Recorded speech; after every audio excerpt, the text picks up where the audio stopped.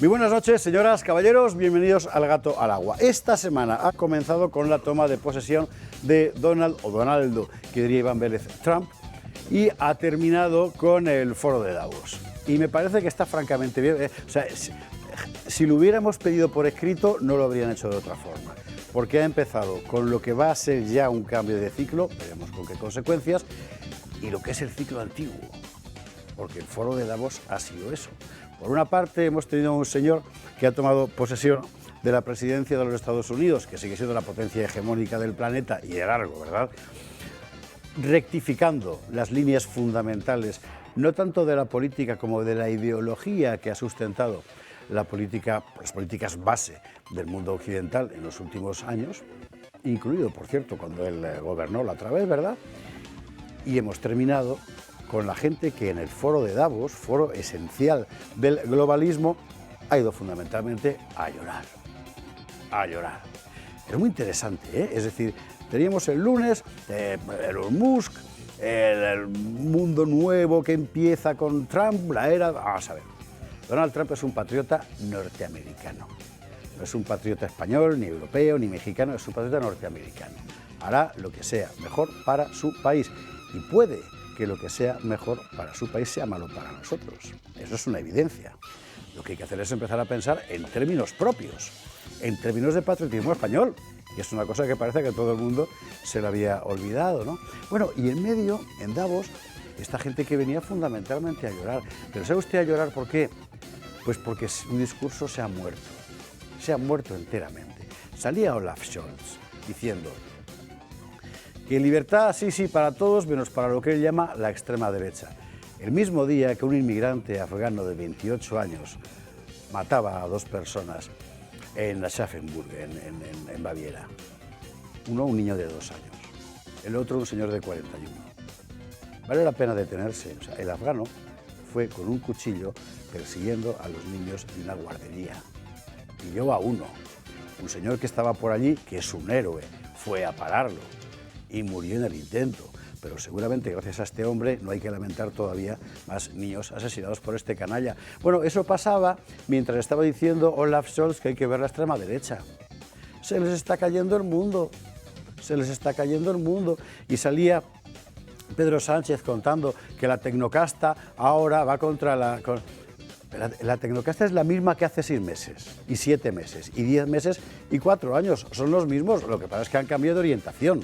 ¿Por qué? Pues porque lo que cambia de orientación es el mundo y porque todo el mundo constata que vuestras políticas, Pedrito, son un desastre, que nos han llevado a todos a la ruina económica, a la ruina política y a la ruina moral, a todos al mismo tiempo.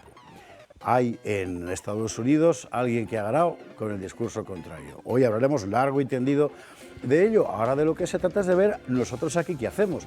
Porque si la solución es seguir atados a la corte de plañideras del foro de Davos, sencillamente nos suicidaremos. Fíjese usted, al final, en todo este periplo de Davos, el único al que ha valido la pena escuchar es a Milei.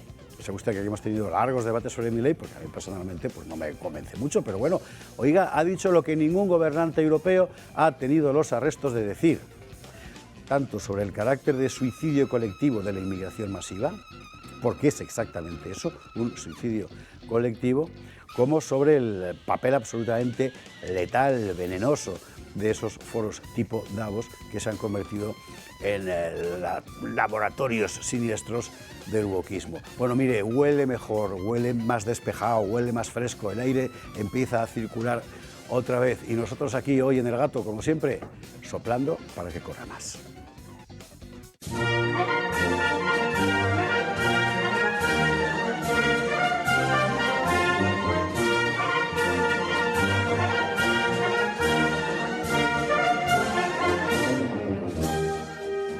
Bueno, gato de viernes, gato de úsares y batalladores como siempre. Nosotros hoy vamos a ver qué menú tenemos en la cantina. Titulares. Donald Trump, evidentemente, que arranca revolucionando la opinión pública mundial. Vamos a detenernos en esto largo tiempo, siempre con la vista puesta, por supuesto, en España y en Europa. Es muy importante examinar lo que pasa allá, es más importante todavía si lo examinamos con los ojos puestos en lo que pasa aquí, ¿verdad? Y lo que aún puede pasar. Mucho invitado hoy sobre la cuestión, lo veremos. Parte del asunto es la estracanada esta, que es una trumpada típica, ¿verdad? De decir que a partir del Golfo de México se va a llamar Golfo de América. Bueno, ya, porque lo digas tú, macho. O sea, pero mire, viene muy bien ahora precisamente para plantearse los otros países qué es lo que hacen, y en particular México, claro, que está al lado. Es que inevitablemente, en México algo tendrá que pasar. ¿Y qué va a ser? Pues mire, tenemos novedades sobre ese asunto, porque resulta que hay un partido nuevo en México, que se llama México Republicano. Y como aquí somos así como somos, hoy tenemos aquí un representante de ese partido, México Republicano, para entrar a fondo en la cuestión. Bueno, pasaremos por Davos, efectivamente, la pasarela del globalismo, que pasa por horas bajas, bajísimas. Fíjese usted que Pedro Sánchez, a todo esto, no ha ido nadie a ver a Pedro, ha sido una cosa asombrosa. Estaba hablando, y luego veremos las imágenes, pero había, ¿qué?, 3/4 partes del auditorio vacío. Y lo mismo cuando ha llegado, y lo mismo cuando se ha marchado. Olaf Scholz no lo sé. Lo que sí que sabemos es que este foro se ha convertido hoy en algo así como un cortejo fúnebre, y eso es una magnífica noticia. En cuanto a nuestra sección consuetudinaria, sugerida por Pedro Fernández Barbadillo y Franco, ¿qué piensa de esto? Vamos a hablar de un asunto que con frecuencia salta en redes porque forma parte de la vulgata antifranquista, que tiene muy poquito nivel, ¿eh? Lo decía aquí el otro día Calvet, que es un hombre antifranquista cuando se podía ser antifranquista con Franco vivo, que es un socialista y tal, y decía, vamos a ver, si hay un flanco por el que no se puede atacar a Franco, perdóneme usted el retrócano, es justamente el económico. Bueno, y sin embargo, parte de la vulgata es Franco mató a su pueblo de hambre hasta que llegó el dinero americano. Pues es que no es verdad. Vamos a hablar de la economía de los años, por cierto, Pío Moa en Años de Hierro lo explicó muy bien, ¿verdad? Vamos a hablar de lo que era la economía de la España de la posguerra, que era la economía de la Europa de la Segunda Guerra Mundial, conviene recordar, y lo que hay de verdad o no en esa cuestión del hambre.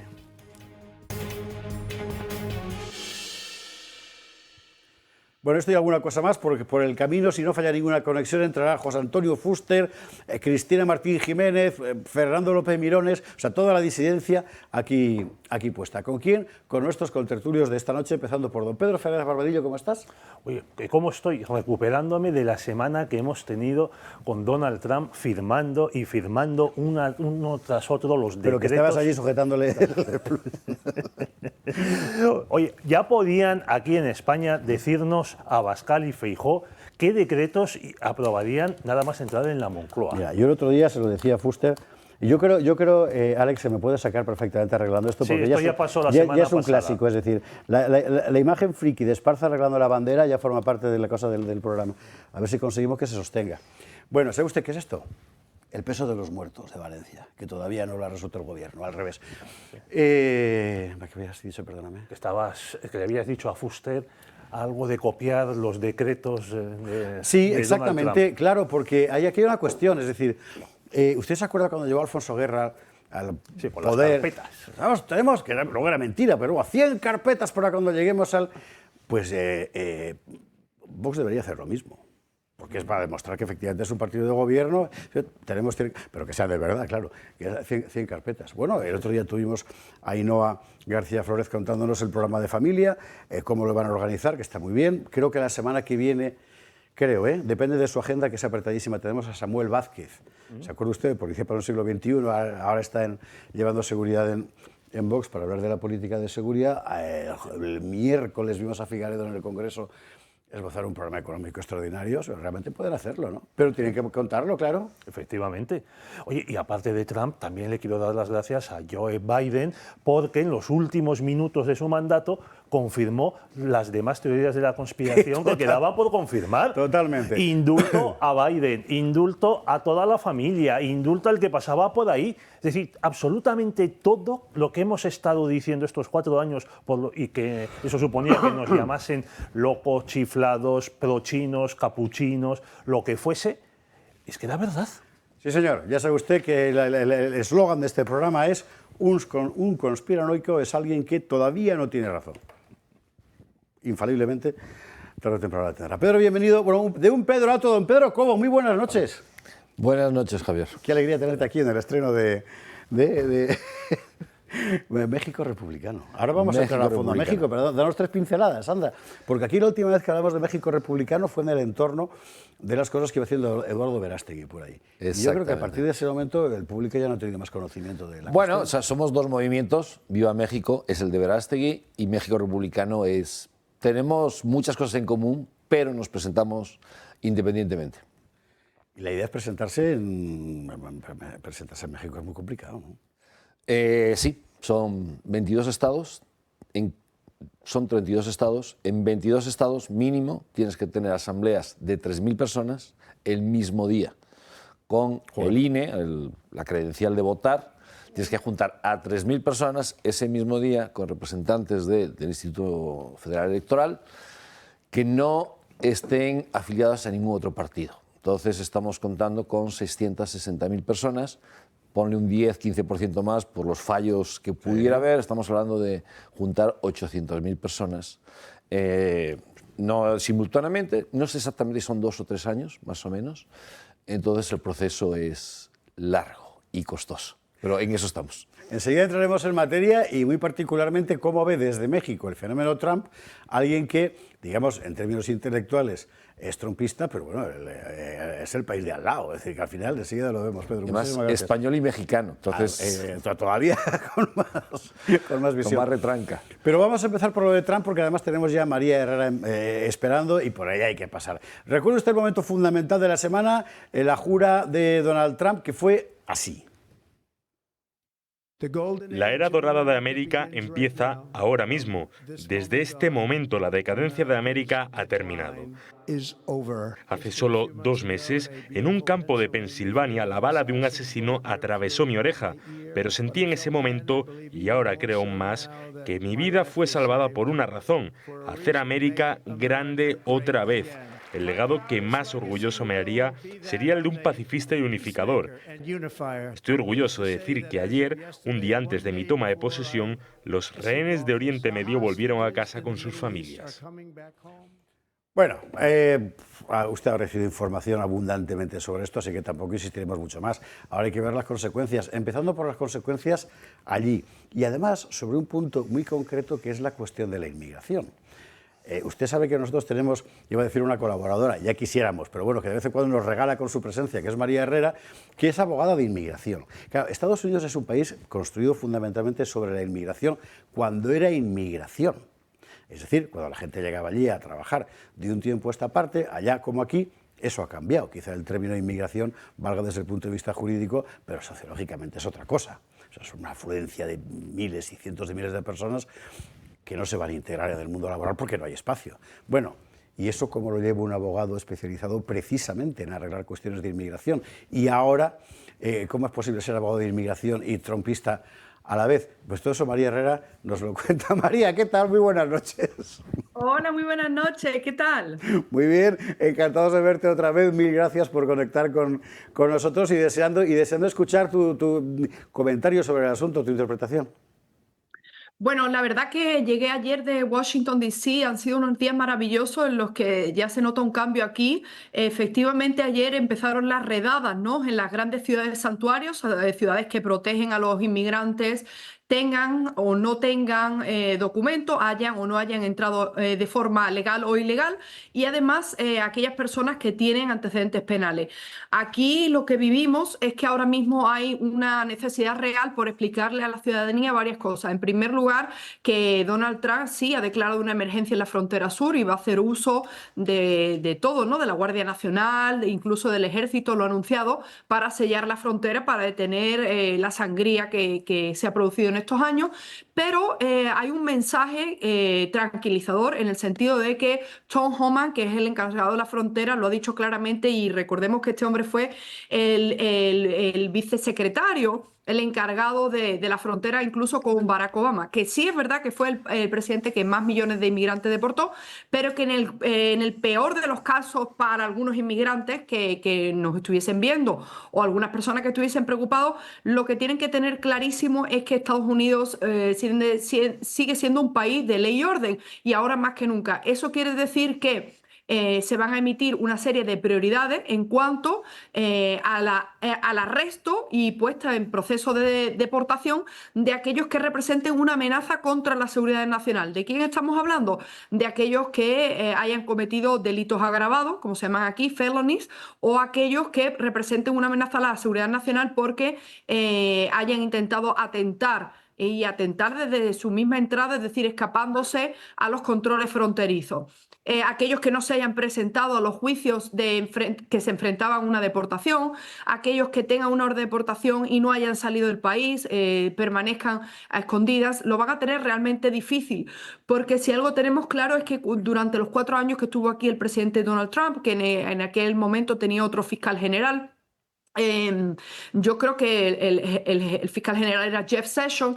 Ellos le quitaron muchísima potestad a los fiscales de inmigración para, digamos, sacar los casos de deportación. Lo que le pedía el presidente Trump en aquel momento y le va a volver a pedir es ejecuten y saquen a estas personas cuanto antes si no tienen hijos estadounidenses, si no están casados, si no tienen lo que se conoce aquí como equities, es decir, si no tienen valores, si no tienen pruebas palpable de que van a aportar a este país o han aportado, hay que sacarlo. Eso significa para nosotros realmente que no vamos a tener ningún margen para negociar y los casos nunca se van a cerrar administrativamente, sino que se va a llegar hasta el final de los juicios. Vale, ahora te preguntaré de cuánta gente estamos hablando, pero me imagino que es muy difícil conocer esa cifra.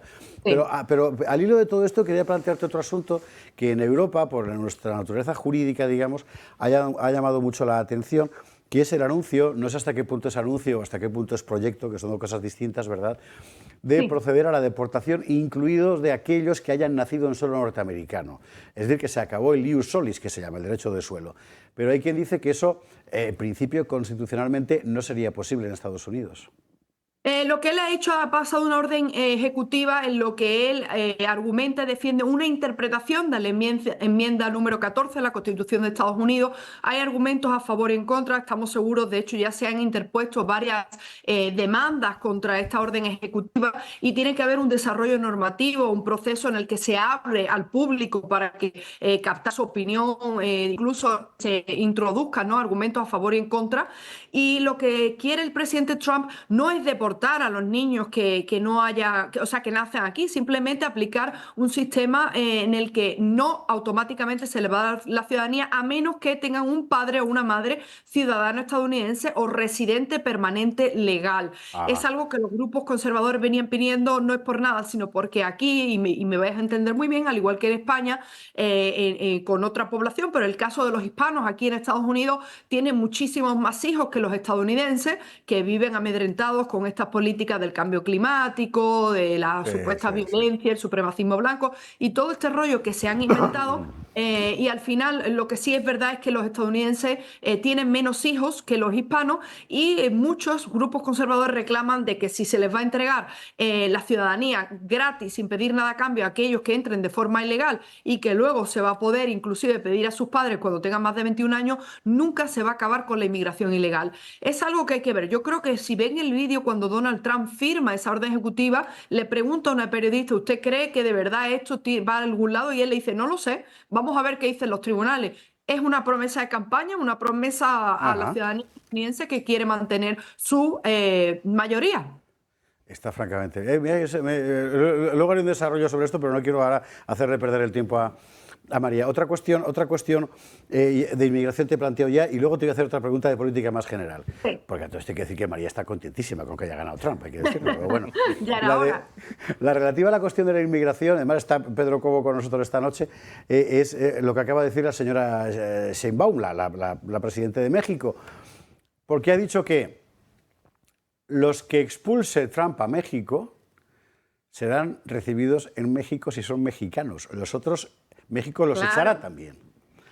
Esto te da una idea de la cantidad de gente que allí se ha colado perfectamente incontrolada, digo yo, ¿no?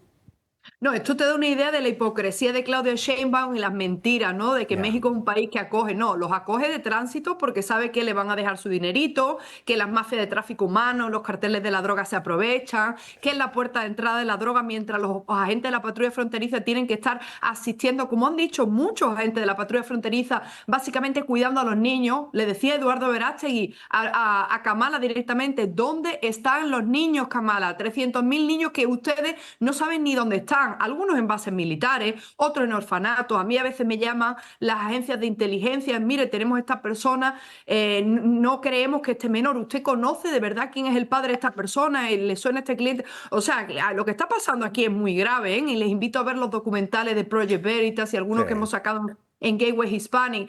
Pero Claudia Sheinbaum, pues claro, ha creado albergues para recibir a los inmigrantes temporalmente. Yo sí creo que México, gracias a Dios, va a tener el pueblo mexicano, no por supuesto la élite política, el pueblo mexicano va a tener una persona y una administración amigable, que quiere ver también a un México de ley y orden, y que si no fuera por la llegada de Donald Trump, pues ya sabemos que el narcoestado mexicano no tiene ninguna solución. Vamos a ver qué pasa, pero Donald Trump le va a apretar las tuercas hasta lo imposible. Vale, y ahora vacía tu corazón como ciudadana norteamericana y cuéntanos todo lo que tienes dentro.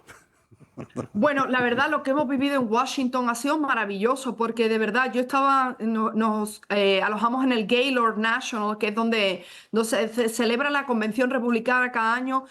Cada palabra que dijo el presidente Trump en su toma de posesión, se escuchaban los aplausos, la gente en la calle feliz, y la verdad, lamentable la experiencia en Washington, D.C., que es al igual que Nueva York y Los Ángeles, ciudades irreconocibles.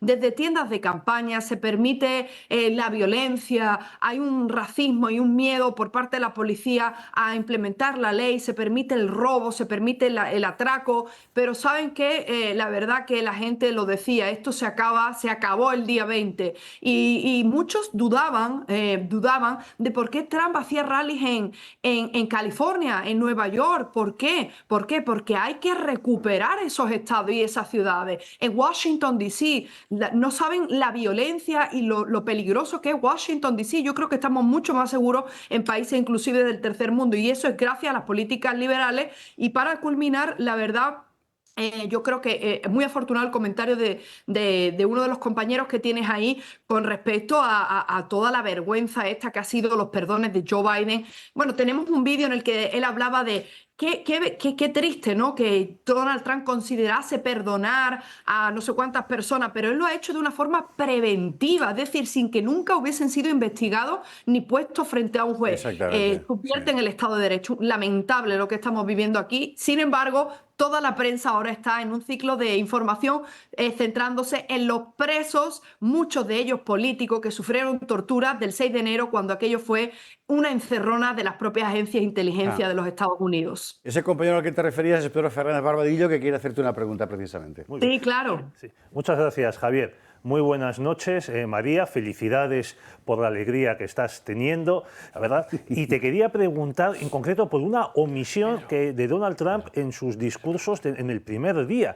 Entre las docenas de decretos, como aquí los llamamos, que él no ha firmado, está uno que sí firmaban los presidentes republicanos la primera vez que juraban como presidentes, el primer día de su mandato, que era suprimir una orden federal que suprimía el trasvase de fondos de Estados Unidos a las agencias internacionales que promovían el aborto.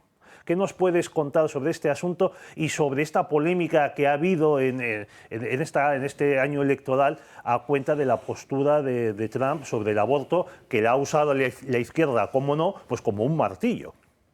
Claro, el presidente Donald Trump ha sido una persona pragmática durante toda su campaña. Sabe que lamentablemente, ustedes nos van a entender muy bien, después del adoctrinamiento, la inyección de falsas noticias sobre el tema del aborto, el asesinato en vientre materno, el pueblo estadounidense, sobre todo las mujeres estadounidenses, yo las ataco directamente porque viven completamente amedrentadas por una realidad que no existe, ¿verdad?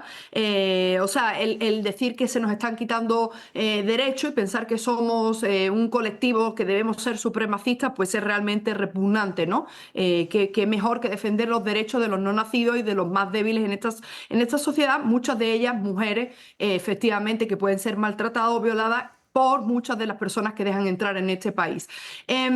Esta misma semana ha sido la marcha pro vida. Llama la atención, efectivamente, que no se haya firmado y se está estudiando el porqué, pero Donald Trump sabe y aprendió la lección de una forma dura, que en las elecciones de medio término el Partido Demócrata, que gasta siempre 3 veces más en lo que gasta el republicano en las campañas, perdieron las elecciones de medio término por el tema del aborto. Él está considerando toda esta información, pero no me cabe duda de que personas como J.D. Vance y todos sus asesores y personas cercanas que son realmente pro vida van a terminar de hacer las cosas bien. Y estamos a las expectativas de las políticas. Él sí se ha comprometido a no pasar una ley federal contra el aborto, pero eso va en la línea de que precisamente tardamos muchos años en devolverle la posibilidad de votar a los diferentes ciudadanos de los estados. Por lo tanto, respeta el federalismo y respeta la decisión de un Tribunal Supremo al cual Biden ha pisoteado.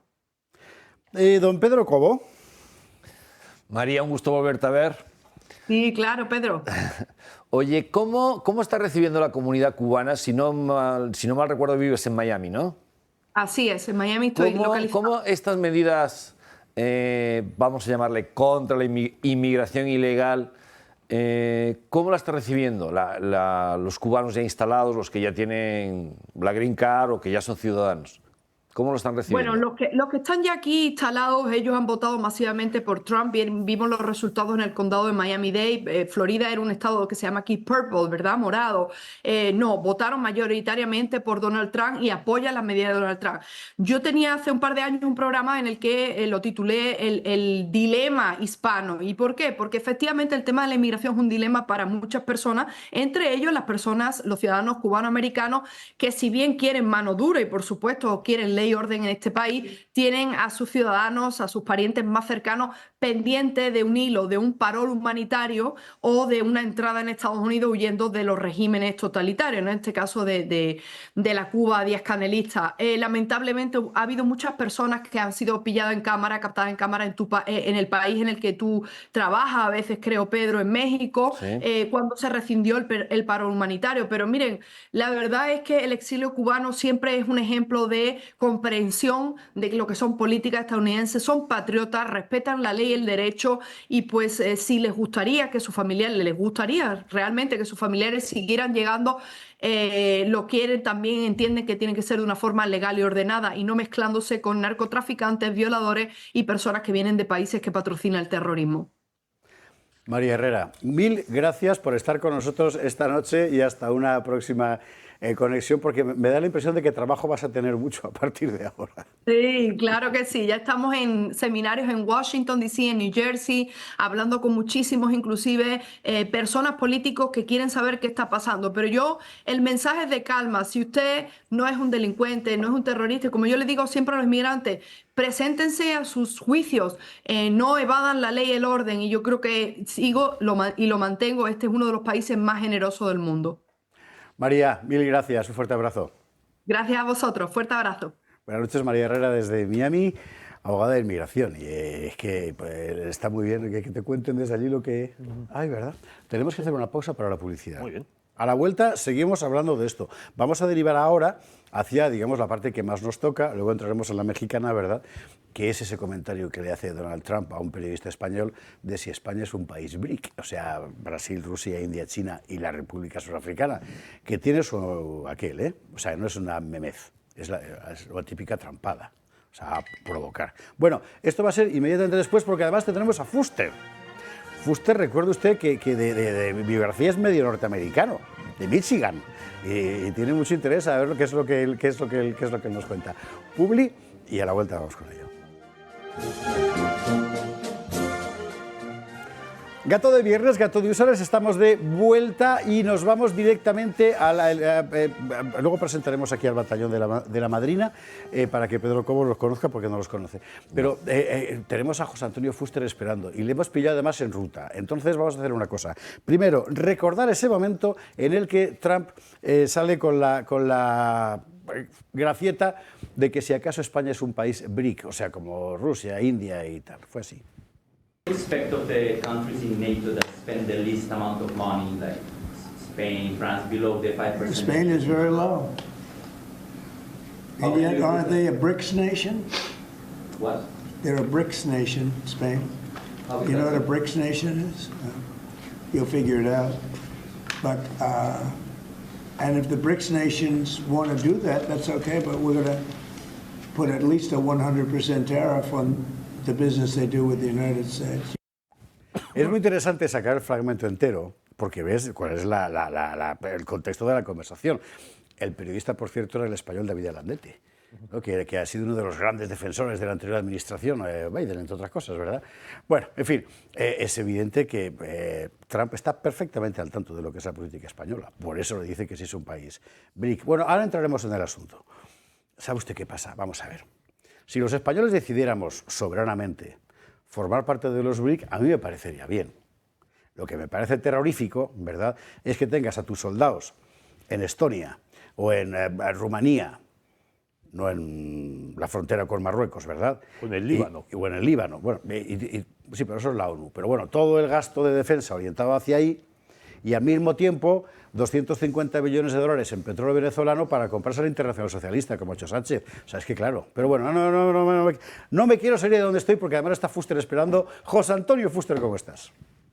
Pues encantado de estar en la distancia, pero bueno, ¿qué le vamos a hacer? Pero estoy muy bien, porque estoy además en Fuenlabrada, Grupo Municipal de Vox en Fuenlabrada, y estoy rodeado de muy buena gente. Oye, un saludo a Pedro Cobo, que acabo de escuchar que está ahí. Sí, Ahí estoy. Aquí está con nosotros. Hombre, un grande, uno de los grandes. Me alegra que esté.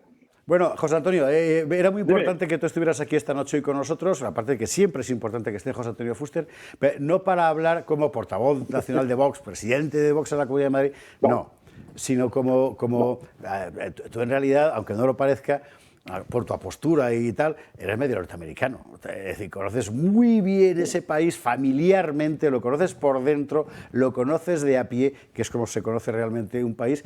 Y me interesaba muchísimo tu opinión, máxime cuando tú has contado 1000 veces que el entorno familiar más directo tuyo en realidad era antitrumpista, ¿no? Sí, y lo siguen siendo. Tengo, bueno, una parte de ellos es furibundamente trumpista, pero furibunda y racionalmente trumpista, y los otros son irracionalmente antitrampistas y furibundos tanto que parte de mi familia ha estado en Washington en una marcha contra el fascismo este fin de semana, el pasado. O sea que yo alucino, tú, de verdad. Yo no sé si cortar relaciones, pero bueno, así es. ¿Cómo lo ves? Con esa perspectiva más afectiva, más personal, más familiar que tú puedes aportar, ¿cómo has visto la victoria de Trump? Desde el punto de vista estadounidense es muy importante pensar que durante estos últimos 4 años, y aún antes, pero porque durante el primer mandato de Trump ya sabemos que se hicieron muchas majaderías, vamos a decirlo. Pero los últimos 4 años han sido los de una persecución implacable a la disidencia, una persecución implacable a todo lo que es la racionalidad, el sentido común, la pertenencia incluso de identidad nacional de los Estados Unidos, una persecución a la gente normal.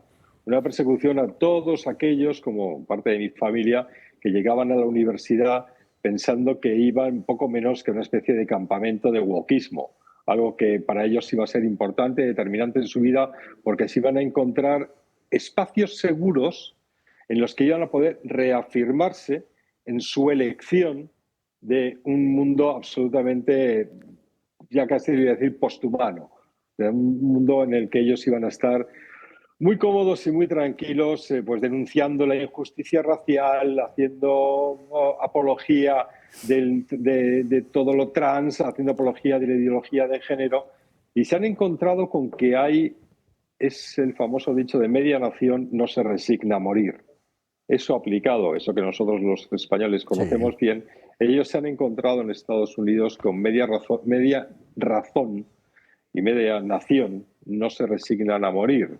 Entonces, para ellos ha sido muy importante, porque no ha habido nunca una persecución mayor en Estados Unidos, salvo en la época de McCarthy a los comunistas, no ha habido una persecución mayor a ningún grupo, y en este caso es el grupo de eso que llamamos Y Pedro seguro que lo sabe, esa es la mayoría moral.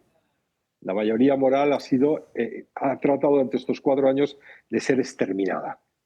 Por eso es tan importante la victoria de Trump, porque ya no es, y lo dijimos en el Gato hace muchos años, Trump un día ganó las primeras elecciones porque se bajó del avión del Air Force One, delante del Air Force One, se bajó de su limusina, se bajó de la torre de Trump y se fue a la puerta de la caravana donde se estaba friendo una zarigüeya, un redneck, y le dijo: yo soy uno de los tuyos. Y era verdad.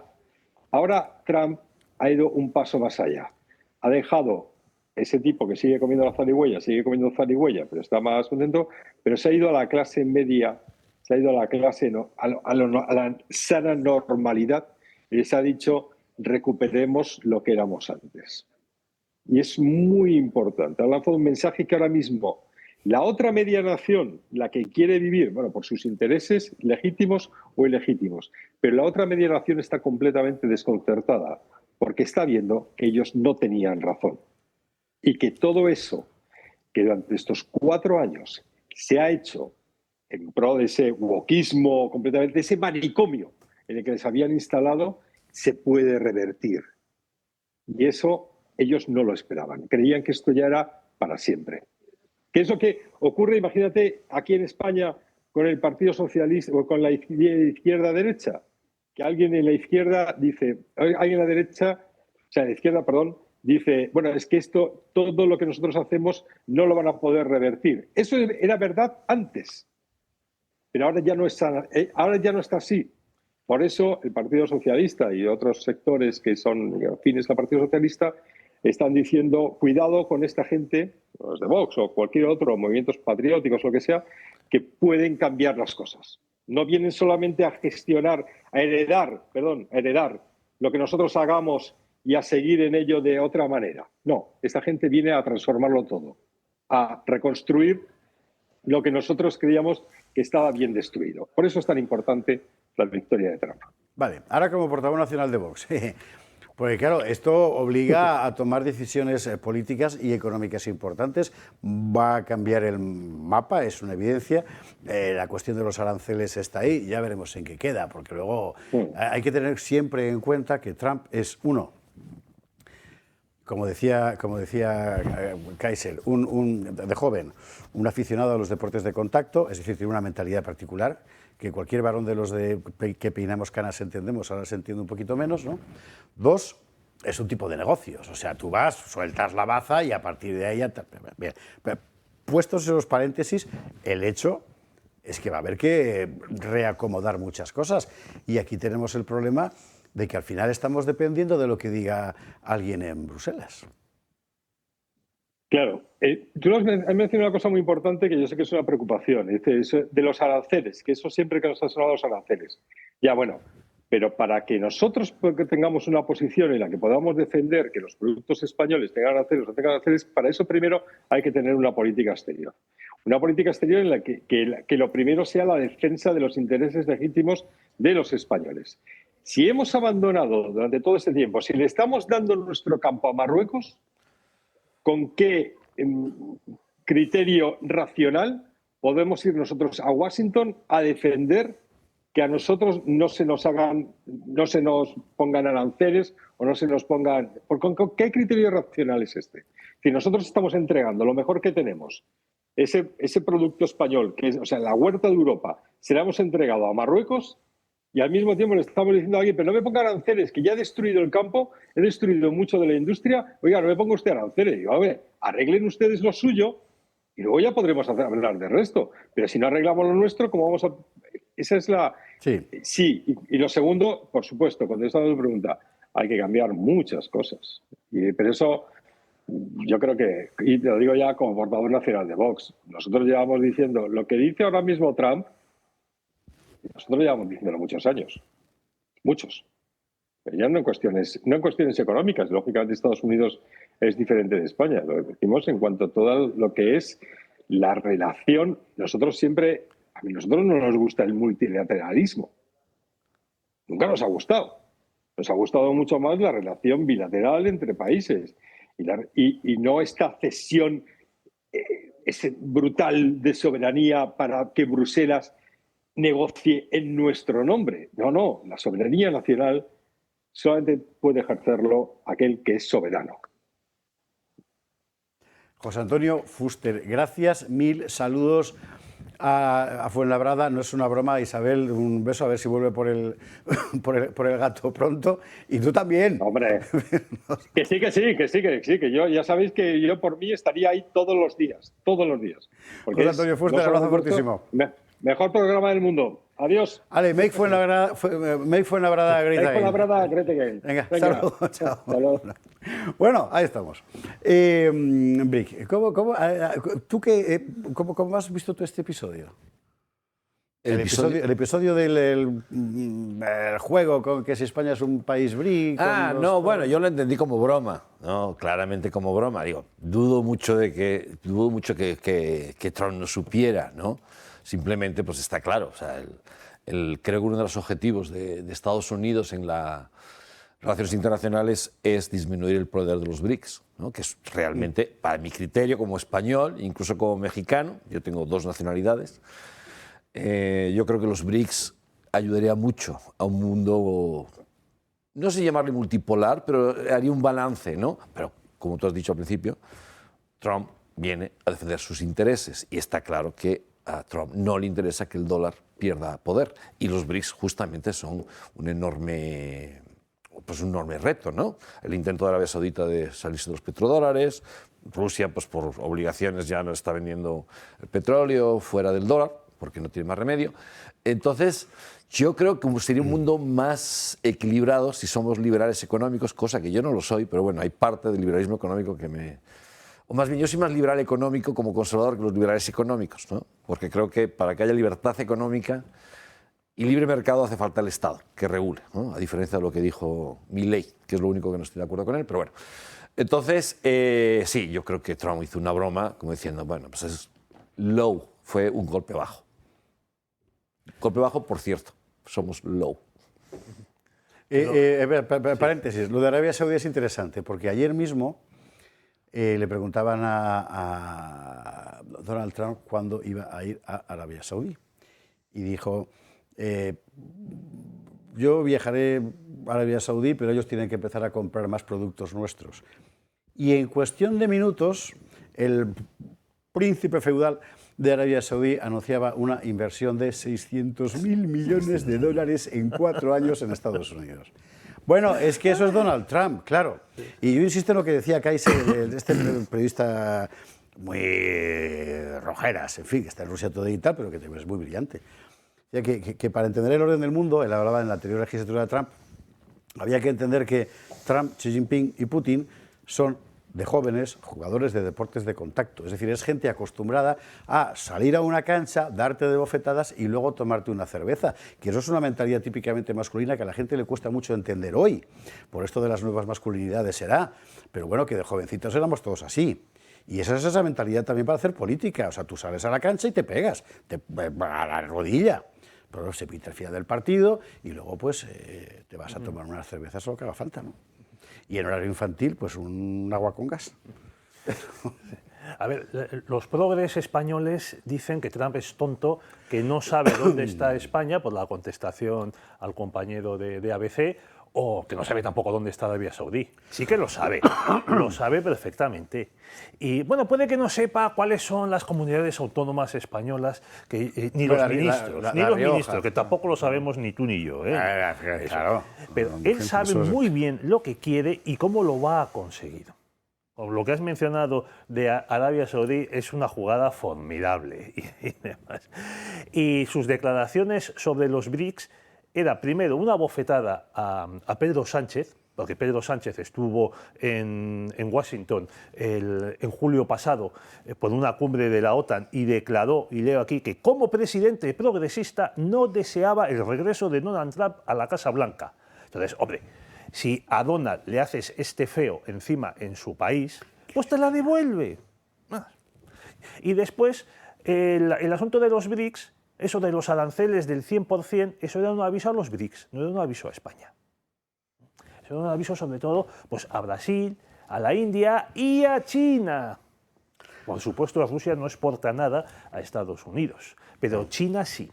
Hay que tener en cuenta dos cosas. Uno, que además Pedro lo sabe muy bien, el periodista español al que le decía esto, que es Alandete, que es un tipo al que nuestro común amigo Fernando Paz le tiene mucho cariño, ¿verdad? Despedido del país en cuanto Despedido Pedro Sánchez del país, llegó efectivamente, al sí. gobierno, ganó la moción de censura. Y que, con todos los respetos, he dicho, es un atlantista. Vamos, si yo digo que es un atlantista desorejado, usted pensará que lo digo de forma peyorativa, pero simplemente trato de ser descriptivo, ¿no? Y por otra parte del contexto se deduce claramente, es decir, lo que España está aportando. Luego dice Pedro, somos el no sé qué país que más aporta. Sí, cuantitativamente sí, pero no en proporción al PIB.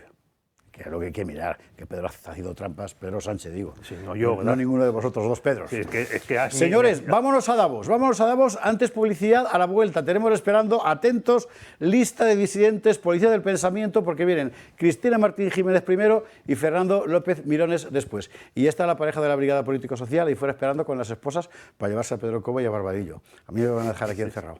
Publico. Vamos.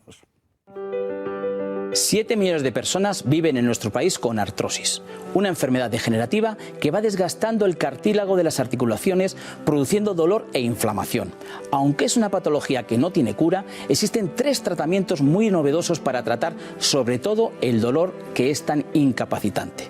Uno de ellos son los guantes de Relax Quanti Nanotex. En sesiones de 20 minutos ofrece los tratamientos más innovadores recomendados por los reumatólogos para las personas con artrosis de manos sin tener que moveros de casa. Para los que lo tenéis localizada en la rodilla, la solución es la rodillera, que utiliza ondas de radiofrecuencia que genera el calor y disminuye el dolor, permitiendo recuperar la movilidad. Y por último, este cinturón para aliviar el dolor en la zona dorsal y lumbar, gracias a una combinación de láser dual, infrarrojos, calor local y masaje por vibración. No lo dudes, llama al 900-730-122 y di adiós al dolor de manos, rodilla y ahora también de la zona lumbar.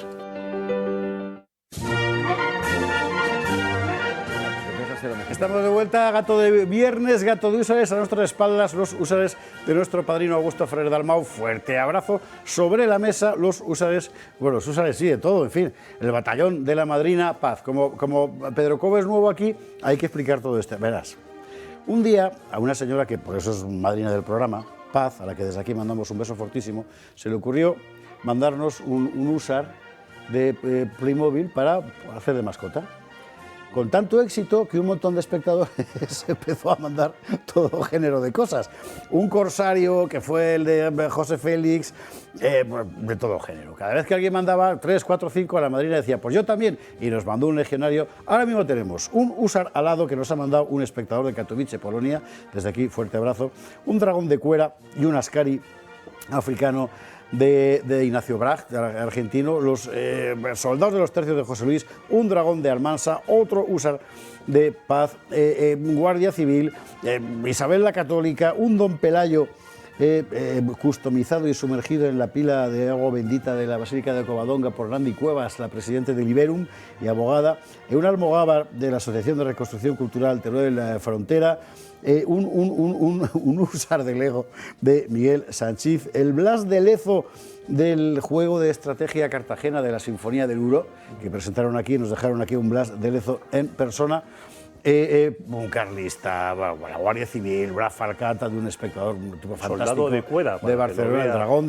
dragón de cuera, efectivamente, de la tierra de Pedro Cobo, ahí estamos, de lo que un día fue, efectivamente. El PIN, atento, Alex, mira, el PIN del ala 12 del Ejército del Aire. Mil gracias, Miguel, de verdad, además con cariño particular, porque es regalo de una descendiente de los fundadores del ala 12 del Ejército del Aire, aviones de caza del Ejército del Aire español, emocionado. Y luego el hermano mayor, que es este pollo de aquí, que es, nunca decimos quién es, porque tampoco hace falta, Francano. Fran, un escultor de Murcia, fantástico, está preparando una exposición de la que ya lo haremos aquí cuando él dé el visto bueno, y que nos regaló un español del siglo XVII con todos sus atributos, por supuesto el sable, y la espada y la vizcaína ahí colocada. Esto es el gato del viernes, todo lleno de cosas, las tazas customizadas por la madrina, te ha tocado una sin customización porque uno has venido suficiente, pero bueno, en nosotros ya llegará. Marcelo Gullo tiene la suya también, o sea sí, que bueno, ahí estamos, Mil gracias a todos. O sea, este programa es posible porque estáis ahí vosotros. Y apoyando, porque las cosas de las que hablamos, las cosas que tratamos de otra forma, nos habrían cerrado. Pero vosotros estáis ahí y además tan cariñosos. Tipo de cosas de las que hablamos que nos Davos, el foro de Davos, por ejemplo. O sea, yo creo que este ha sido el primer programa de televisión en España que ha empezado a ver el foro de Davos como lo que es. O sea, un contubernio de oligarcas que van contra nosotros. Hoy ya casi todo el mundo piensa, menos Sánchez, casi todo el mundo piensa lo mismo. Está Milei, que ya está fantástico. Bueno, Davos, recordamos de lo que se está hablando. Enseguida con nosotros Cristina Martín Jiménez. En Davos, entre otras cosas, Iago Soler nos contaba al principio de esta semana esto. La élite mundial reunida en torno a la ciudad suiza de Davos, la nieve de los Alpes, se mezcla con el lujo de más de 60 mandatarios internacionales y miles de líderes económicos. En sus agendas, la geoeconomía, polarización mundial, inteligencia artificial y la situación del clima. Pero también se siente la resaca que deja el cambio político en la primera economía mundial. La llegada de Donald Trump a la Casa Blanca se oyen los mensajes que los líderes dan tras las amenazas de aranceles y los titulares de su política exterior. La presidenta de la Comisión Europea, Ursula von der Leyen, apuntaba que Bruselas quiere mantener las buenas relaciones con Estados Unidos, pero manteniendo sus principios, y añade que buscará mejores relaciones con China sin aumentar la dependencia de Pekín, el gran rival de Washington. Desde Bruselas también aseguran mantener los compromisos climáticos tras la salida de Estados Unidos del Acuerdo de París, que se une así a Irán, Libia y Yemen. En un mundo en recomposición tras el nuevo inquilino del despacho Oval, Teherán calma las aguas después de los mensajes de Trump sobre Oriente Próximo. El archienemigo de Estados Unidos dice que no espera avanzar en el camino hacia las armas nucleares. Ucrania pide a la Unión Europea que sigan las relaciones con el socio estadounidense. Trump, que lleva 2 días en el cargo, dijo que tardaría 24 horas en acabar con la guerra de Ucrania, un conflicto donde al presidente estadounidense no le convence la entrada de Kiev en la OTAN, pero Zelensky le da la solución: al menos 200.000 soldados europeos en suelo ucraniano. Y lo que sigue en Davos son las guerras entre Elon Musk y varios mandatarios europeos. Tras el apoyo del multimillonario Alternativa por Alemania, el canciller alemán Olaf Scholz dice que hay libertad de expresión en Europa, pero que no pueden consentir, dice, que se apoye a la extrema derecha. Musk también estuvo presente en el discurso que daba Pedro Sánchez ante una sala medio vacía. El presidente del gobierno español dice que hay que parar lo que él denomina como tecnomillonarios y pide acabar con el anonimato en las redes sociales. Otra voz española destacada fue la de la presidenta del Banco Santander, Ana Botín, que ha pedido que los gobiernos permitan crear un marco para que las empresas privadas puedan trabajar. Si no, dice, Europa se convertirá en un museo.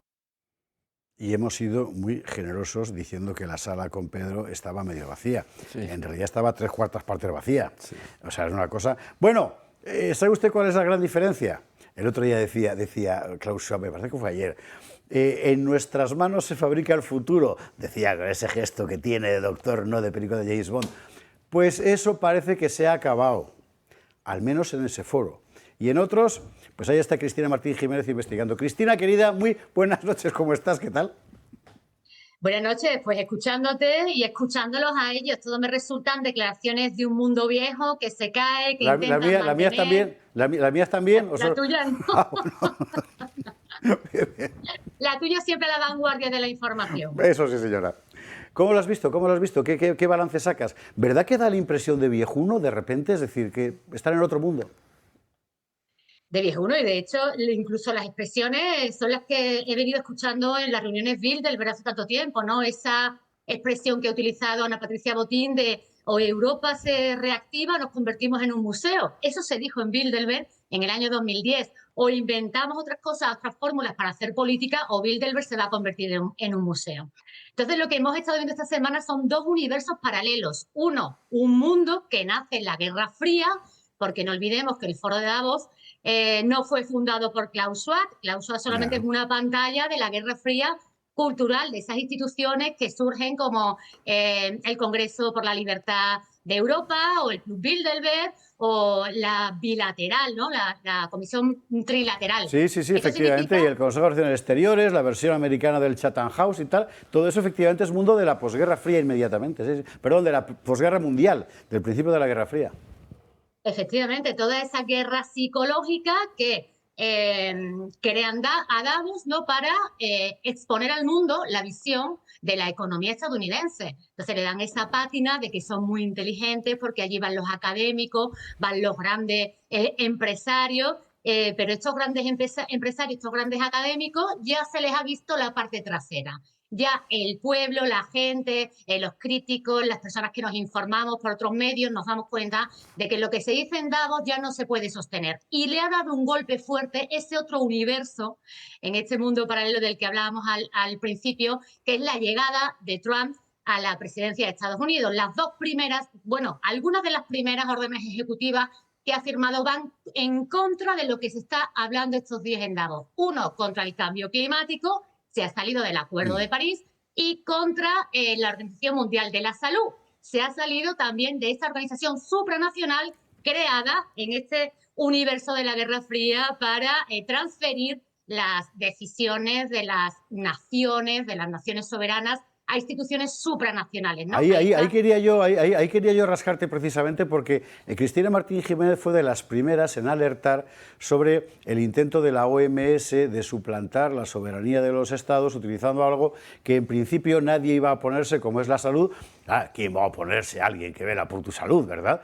Y cómo ese aparato en la práctica estaba apoderándose de las soberanías nacionales. Y en principio los norteamericanos parecían tan interesados en esto como los chinos, pero ahora va Trump y dice, no, yo de aquí me bajo.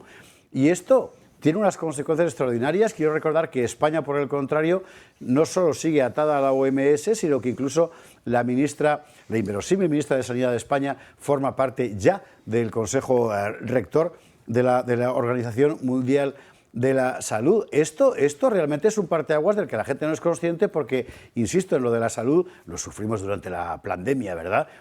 Nadie se atreve a... Pero esto es muy fuerte.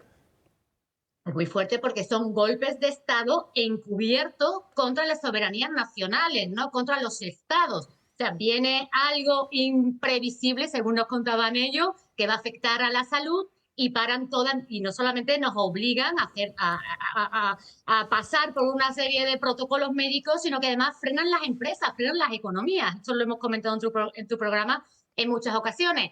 Recientemente ha salido ya a la luz el informe de la subcomisión del Congreso que investigaba la pandemia, y ha concluido efectivamente que nunca se debió parar las economías, que eso no es científico, que no se ha demostrado ni siquiera la utilización de las mascarillas para frenar, ni siquiera tampoco pues esas supuestas vacunas que salieron de estos grandes conglomerados farmacéuticos que, como sabemos, pues sus propietarios pues también son dueños de los medios de comunicación, dueños de la industria armamentística, y todo ese mundo, insistimos, que se ha creado, todas esas grandes estructuras empresariales que se han creado para manipular a las masas y para robar con guerras encubiertas, está saliendo a la luz y está cayendo. ¿A dónde vamos a ir ahora? Tenemos que verlo, querido amigo. Yo no me gusta ejercer de pitonista, pero sin duda el mundo que plantea Trump es completamente diferente a estas trampas del cambio climático, de la toma de control, del empobrecimiento, las guerras modernas, ¿no? Como yo hablaba de la Tercera Guerra Mundial,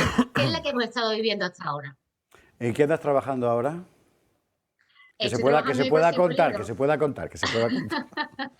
Estoy trabajando en mi próximo libro, que sale en mayo y que saca a luz un libro que tenía muchas ganas de escribir desde hace tiempo, pero tú sabes que los periodistas en la actualidad siempre nos manda, y es explicar cómo se ha ejercido ese robo del periodismo, uno de los temas que hoy están hablando en Davos, ¿no?, la desinformación, cómo en la Guerra Fría surge el robo del periodismo, el engaño masivo a través de guerras psicológicas, la creación de psicoescenarios, y todo muy documentado. Me paso horas enteras leyendo acerca de ese periodo de nuestra historia tan desconocido, y que ha desembocado también en un fenómeno, un acontecimiento muy reciente aquí en España, que ha sido lo que se ha llamado La Habana, ¿no? Sí. Muy inquietante, cuando en mayo se reúne Bilderberg aquí con miembros de la OTAN, de los servicios secretos, para tratar el tema del cambio climático, y meses después ocurre esa Habana. Entonces, tú, como sabes, que a mí no me gusta hablar con especulaciones, pues llevo meses encerrada para poder sacar a la luz todo lo que hay detrás de esta trama.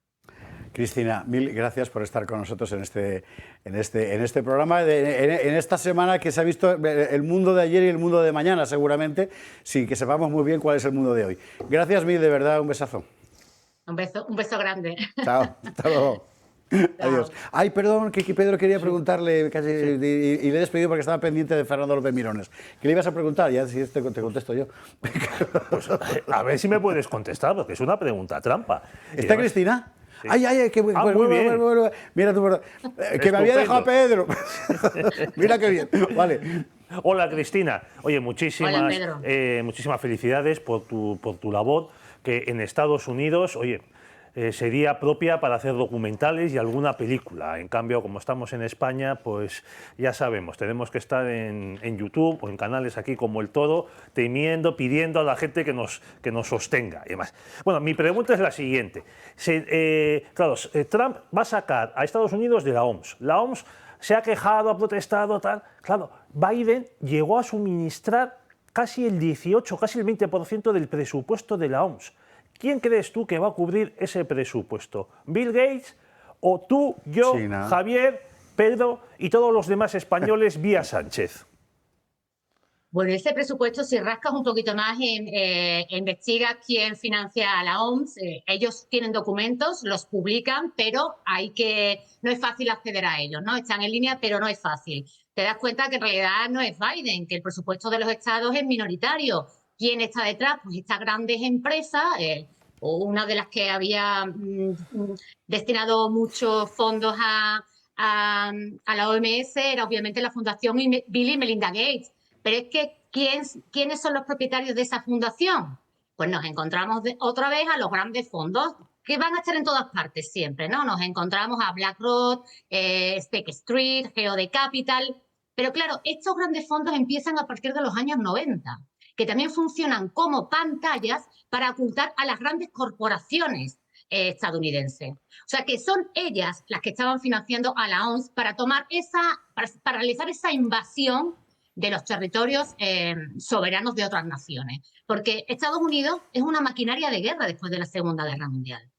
Y al final, todos son instituciones fachadas como como Davos, como los grandes fondos de inversión, como las ONG, como las instituciones supranacionales, donde al final, rascando, te encuentras a General Motors, a Amazon, a las grandes empresas estadounidenses.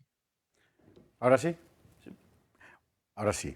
Mil gracias de verdad por estar esta noche con nosotros. Y en cuanto pases por Madrid, ya sabes, aquí tienes un sitio en esta mesa. Muchas gracias, un abrazo. Gracias mil, Cristina. Cristina Martín Jiménez. Bueno, y dentro de un instante con Fernando López Mirones, precisamente porque este tema que planteaba Cristina es muy importante, lo de la Organización Mundial de la Salud, que forma parte del entramado. Forma parte del entramado Davos. ¿Tú cómo has visto el foro de Davos? Bueno, yo creo que soy con los pocos conservadores que somos, porque generalmente en la derecha yo creo que hay mucho más liberal que conservador. Finalmente yo creo que esto ha sido en contra de lo que dicen del marxismo cultural. Esto es un liberalismo cultural y un capitalismo cultural, ¿no?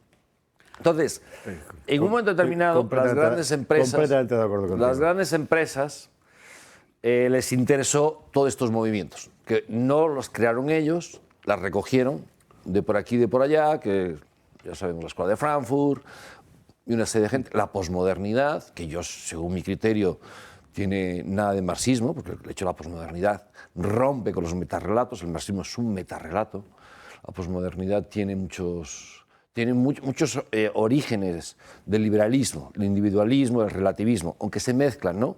García Márquez, en su brillantez, el otro día lo dijo, ¿no? Pues esto que está pasando, el globalismo, es una mezcla, ¿no? De esas dos grandes corrientes. Entonces, bueno, pues tenemos que esos grandes capitalistas que impulsaron todas estas barbaridades, ¿no? Una mujer que tiene pene, de las cosas más peregrinas, yo siempre decía, mi problema con la posmodernidad no es la inmoralidad, sino es la estupidez de que tengamos que estar luchando contra esto, no, es que no me lo creo. Bueno, eso de pronto cambia, ¿no? Ahí lo vimos todos, ¿no? A Cook, a Zuckerberg, todos han cambiado de lugar. Yo que soy muy mal pensado, ¿no? Decía Scruton que los conservadores somos un poco pesimistas. Y entonces cuando todos estos cientos de miles de millones de dólares o billones se pasan de lado, ¿qué es lo que buscan? ¿No? O sea, yo soy muy optimista frente a Trump, estoy muy contento, estoy contento con Elon Musk y muchas cosas, pero pues tengo la mosca detrás de la oreja, ¿no? ¿Cómo han cambiado tan rápido? ¿Por qué han cambiado tan rápido? ¿Y qué buscan? ¿No? Entonces, dentro de ese optimismo, lo que hemos visto, el tema del aborto, el tema de hombre y mujer por fin, el tema de, ahora si quieres hablamos un poco de México y los ahora vamos a hablar de México, ¿no? Efectivamente. Positivo, sí.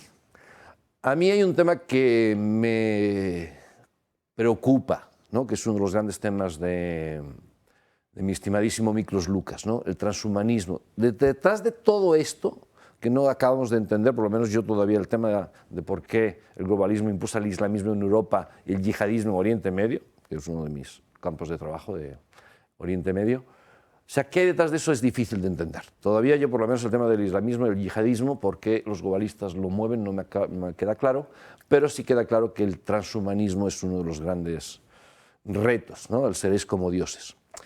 Y lo que me da miedo, justamente con esa liberalización, que quizá puede ser positiva, porque no conozco la ley, creo que es una de las leyes que ha firmado Trump, es el impulso, ¿no? No hay que olvidar que Elon Musk es uno de los grandes impulsores, a través de una de sus empresas, ¿no? De este tipo de medio hombres, medio máquinas, ¿no? Entonces, sería como mi pequeña granito de pimienta ante todo pues sí, la alegría, porque obviamente todos estamos muy contentos, ¿no? Eso sería mi visión de Davos. Claramente Davos es el pasado. Yo creo que esto que hemos visto en 2 años, 3 años, yo creo que ya no lo vamos a ver. Irene Montero y creo que es Risto, ¿cómo es la chica, esta güerita, rubita, creo que es de Antena 3, ¿no? Son memes del pasado, ¿no? Este tipo de cosas de feminismo, estas cosas tan absurdas. Yeah. Creo que les queda nada, ya están saliendo. No, Risto es el varón. La mujer. Susana Griso. Exactamente, ¿no? Y Risto ya el otro día dijo que había que entender a Trump. O sea, las cosas van muy rápido. El mundo hoy por fin habló de un extranjero en vez de un joven, ¿no? O sea, tú vas viendo que es... Yo me dedico a la historia de las ideas, ¿no? Pero bueno, no hace falta dedicarse a la historia de las ideas para darse cuenta que esto está yendo a una velocidad supersónica, ¿no? A favor del sentido común. Pero, yo insisto... Yo soy enemigo del sistema financiero actual. Creo que no es sano que un señor tenga 400.000 millones de dólares.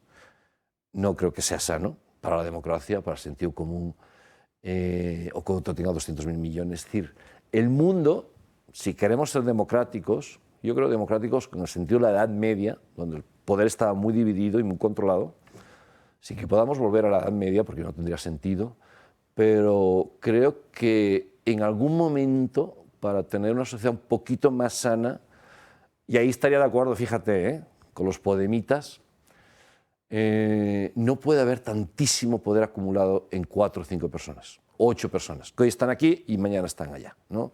Esa sería un poco mi visión de Davos. Pero bueno, estoy de acuerdo con ambos. Davos es el pasado, por lo menos este Davos. Me ha hecho mucha gracia ver a Sánchez despotricando contra los tecnodictadores, o como los sí, algo así he dicho. Porque quizás el año que viene, si Sánchez sigue de presidente, le podamos escuchar atacando a los financieros que quieren imponer sus normas y sus deseos, como los Soros y como Warren Buffett y como los de BlackRock y Vanguard. Igual que tú, tocayo, creo que las cosas están yendo muy deprisa y a más de uno, sobre todo como a Sánchez, por ejemplo, les ha pillado alucinando. Y él debe de pensar, debe de creerse lo que su batallón de asesores envía como argumentario a la SER y a las demás tertulias, que él es el mudo progresista que se alza contra el fascismo de Trump. Y dice, claro, macho, ser mudo progresista mundial cuando eres el presidente del gobierno de España, que le has puesto sometida al sultán de Marruecos, pues chico... Bueno, sí, Pedro vive en su mundo, Pedro Sánchez, o sea, es que es un mundo complejísimo, es una burbuja, como, perdón por la autocita, pero es que el sanchismo es una burbuja narrativa. Estás dentro, te están proveyendo permanentemente de información sobre lo que tienes que decir, lo que tienes que pensar, la realidad no importa, importa solo el relato, al final la payasada de las Cortes de anteayer, bueno, pero es su mundo y desde ahí no se entiende nada de lo que pasa, solo se entiende a Pedro y nada más. Yo sí que entiendo por qué el globalismo no le hace ascos al islamismo. Al yihadismo. A ver.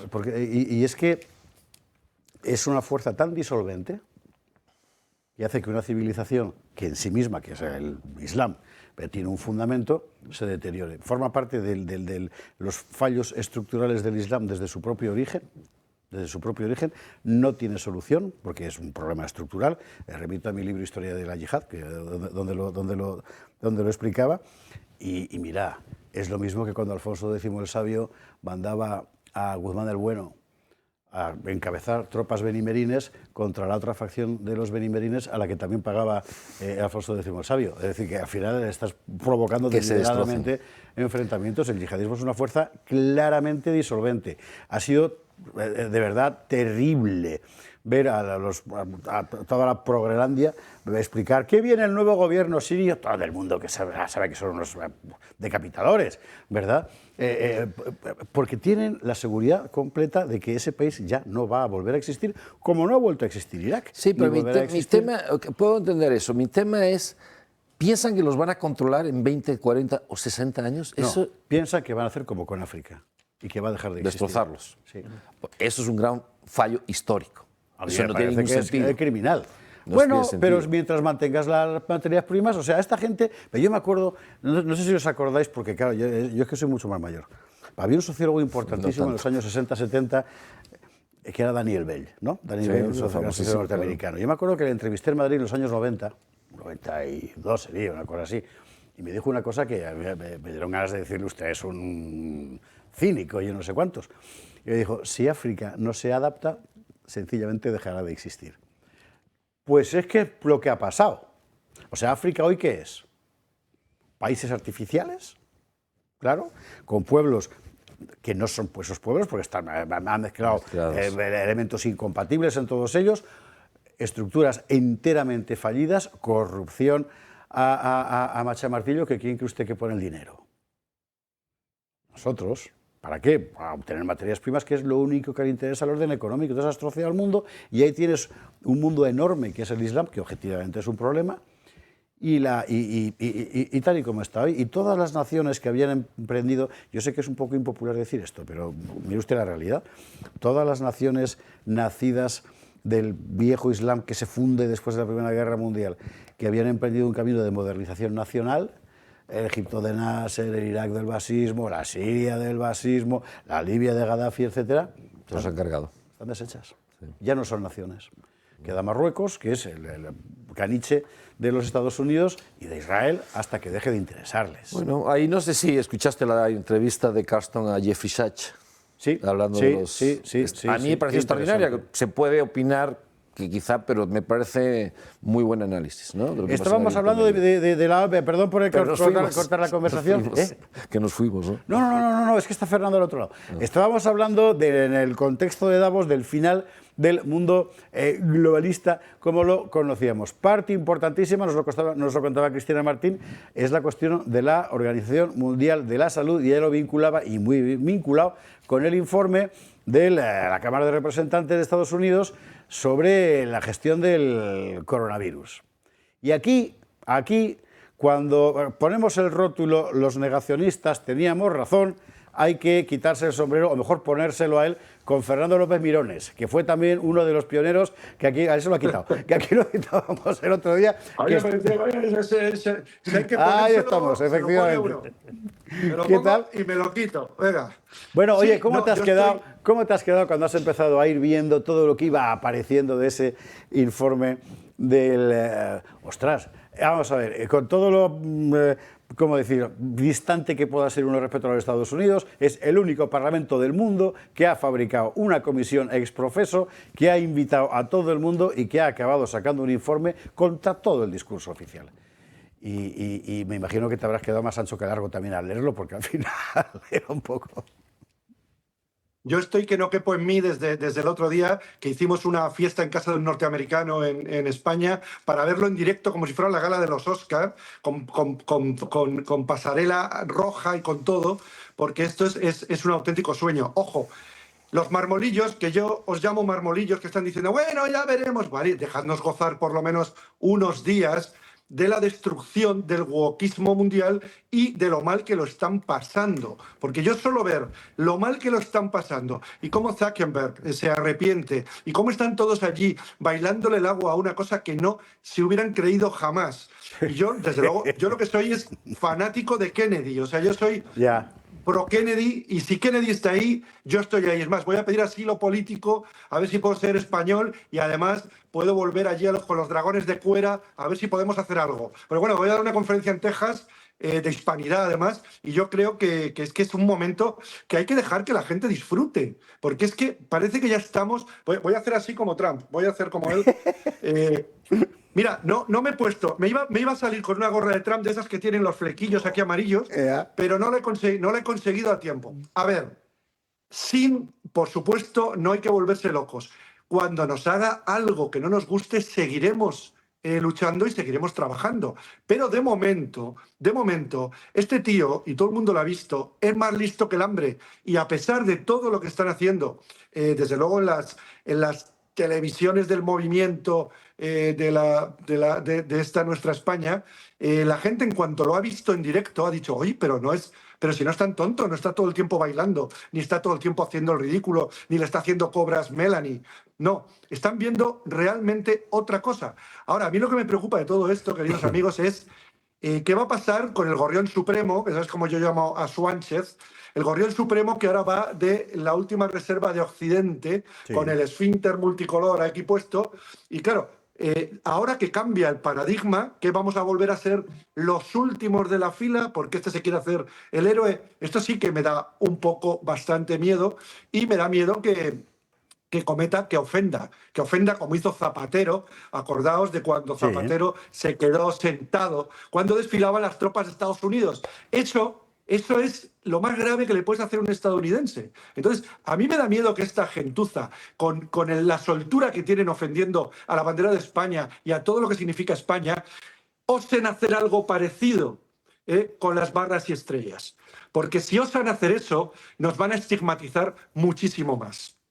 Oye, en términos de lo que ha sido nuestro combate común durante estos últimos 4 años, Organización Mundial de la Salud, pandemia, imposición de un concepto globalitario que dice Carlos Astiz de la sanidad en todo el mundo, el cortejo fúnebre de lloronas de Davos que hemos visto esta semana. ¿Qué cuerpo se te queda? Aparte del cuerpo de Jota, imagino. Que tengo el cabo aquí esperando, porque no doy crédito. O sea, yo cuando he visto al tío Donald, ya le llamo el tío Donald, cuando he visto al tío Donald tirando rotuladores, porque ya no son plumas, son rotuladores, o sea, está con rotuladores gordos, firmando pinga, pimba, pimba, pimba. O sea, la OMS, pero llevamos mucho tiempo diciéndolo, el querido Astiz, Barbadillo, los que estáis ahí, esto es una asociación propagandista, ahí está, el del esfínter, el Gorrión Supremo. ¿Qué hace con eso? Yo ayer vi un señor en Fitur con eso puesto y le estuve mirando como diciendo, ¿pero dónde va usted? Pero si es que ¿dónde va usted? Eso es como ponerse, no sé, es peor que una hoz y un martillo. Ah, bueno, que esa también la llevan. Es terrible, pero bueno, la gente tiene que quedarse con lo siguiente. De acuerdo que no hay salvadores, que las cosas siguen, que hay que seguir luchando, pero por favor, aunque solo sea, yo lo comparo con el surf, que yo de joven era surf cuando tenía pelo, hacía surf. Esta ola, surfeemos esta ola, porque nos va a llevar un poquito más adelante. Y si después la ola no nos gusta, nos bajamos de ella. Pero de momento vamos a intentar aprovecharla, vamos a ver qué podemos sacar y desde luego el wokismo se ha roto. Y ahora vamos a ver qué pasa, ya lo ha dicho Disney, a ver qué pasa con las series, con todo el megauniverso del cine. Vamos a ver qué va a pasar en los próximos Goya, porque ¿qué van a hacer? ¿Que nos vamos a quedar solos en el mundo? O sea, esto, yo de verdad, yo no pensé, de verdad, que yo fuera a vivir esto. Han sido 5 años de tal sufrimiento, que bueno, uno se hace el duro, pero de tal sufrimiento, 5 años, que además son los jóvenes, son los jóvenes. Yo he dicho 4, pero son 5, es verdad, joder, que se ha pasado. Bueno, omito preguntarte qué tiene que ver el pelo con el surf, porque te quiere preguntar Pedro Fernández Barbadillo. Hola Fernando. Hola, amigo querido. Se te nota feliz, ¿eh? Como dices, por fin tenemos una victoria y vamos a disfrutar de ella. Oye, has hablado del wokismo, has hablado del cine, de los Goya, de su sanchidad, Oye, ¿te has olvidado de algo, amigo? El cambio climático. ¿Qué va a pasar aquí con la nueva religión planetaria? Vamos a ver, los que hayáis cometido el error de comprar un vehículo eléctrico, o sea, y está en mi libro Lupus Deo, que no me lo sacáis, no me sacáis el libro. Estoy en Tenerife para presentar el libro mañana no, hoy. 200 es una hora menos. Y pico personas. 200 y pico personas en Gran Canaria, en Tenerife, para presentar, y donde el libro ya lo estoy diciendo, porque el libro es de ahora, de la última feria del libro, y ya va por 4ª edición. Y les estoy explicando que todo eso, el clima cambiático, es que me niego hasta decir la palabra, es la gran mentira. Ayer lo vi en Fitur. En Fitur, sabéis que las empresas turísticas son muy cobardonas. Ellas intentan siempre juntarse al poder porque lo que quieren es vender. Yo ahora estoy en el Hotel Mencey, que es un hotel maravilloso, colonial, y estoy viendo cosas ecológicas por todos los sitios que estoy diciendo, pero vamos a ver, por supuesto que hay que cuidar el planeta, si soy biólogo y zoólogo, pero esta tontería que ha estado imperando en los últimos 10 años tiene que terminar, y espero que siga firmando con más rotuladores gordos el tío Donald y desde luego acabe con unas cuantas ONGs ecologistas y animalistas que no están cuidando en absoluto nada. Lo que están es malversando los fondos que deberían estar destinados a salvar la naturaleza de verdad. Y a ver si cambia esto. Pero claro, en España hay que echar al gorrión supremo como sea, y unirse a esta ola, porque es que si no nos vamos a quedar lastrados. Eso de echar al gorrión supremo, cuando lo dice un ornitólogo, tiene más valor. Fernando, abrazo fuerte. Venga. Un aullido. Hasta cuando quieras. Y a ver si le pillamos por Madrid y se viene aquí al gato. Es muy interesante este tema del wokismo. Vamos a ir con él enseguida para cerrar el tema. Luego nos vamos a ir a hablar de México y de Franco. De México específicamente.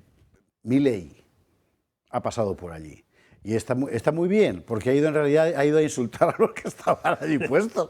Oiga, pues eso es lo que había que hacer. Extracto, por ejemplo. Y lentamente, lo que parecía una hegemonía absoluta a nivel global de la izquierda woke, en la política, en las instituciones educativas, en los medios de comunicación, en organismos supranacionales o en foros como Davos, se ha ido desquebrajando y se empieza a vislumbrar una esperanza para las ideas de la libertad. Hoy vengo aquí a decirles que nuestra batalla no está ganada, que si bien la esperanza ha renacido, es nuestro deber moral y nuestra responsabilidad histórica desmantelar el edificio ideológico del wokismo enfermizo. Hasta que no hayamos logrado reconstruir nuestra catedral histórica, hasta que no logremos que la mayoría de los países de Occidente vuelvan a abrazar las ideas de la libertad, hasta que nuestras ideas no sean la moneda común de los pasillos de eventos como este, no podremos bajar los brazos. Porque, debo decir, foros como este han sido protagonistas y promotores de la agenda siniestra del wokismo que tanto daño le está haciendo a Occidente. Pues efectivamente, Davos es uno de los laboratorios fundamentales de la podredumbre que nos ha invadido y de esa alianza del capital internacional con el nihilismo ideológico de la izquierda. Lo cual, efectivamente, y aquí yo estoy plenamente de acuerdo con Pedro Cobo, encaja mucho mejor que la definición tópica de marxismo cultural. Porque el marxismo cultural es otra cosa, y la Escuela de Frankfurt es otra cosa, y Adorno y Horkheimer y la dialéctica de la Ilustración son otra cosa. Pero esa alianza del individualismo machamartillo, ¿verdad?, con, pues, insisto, nihilismo, con un orden económico alejado por entero de la producción y del productor, basado fundamentalmente en la finanza, eso no es marxismo cultural.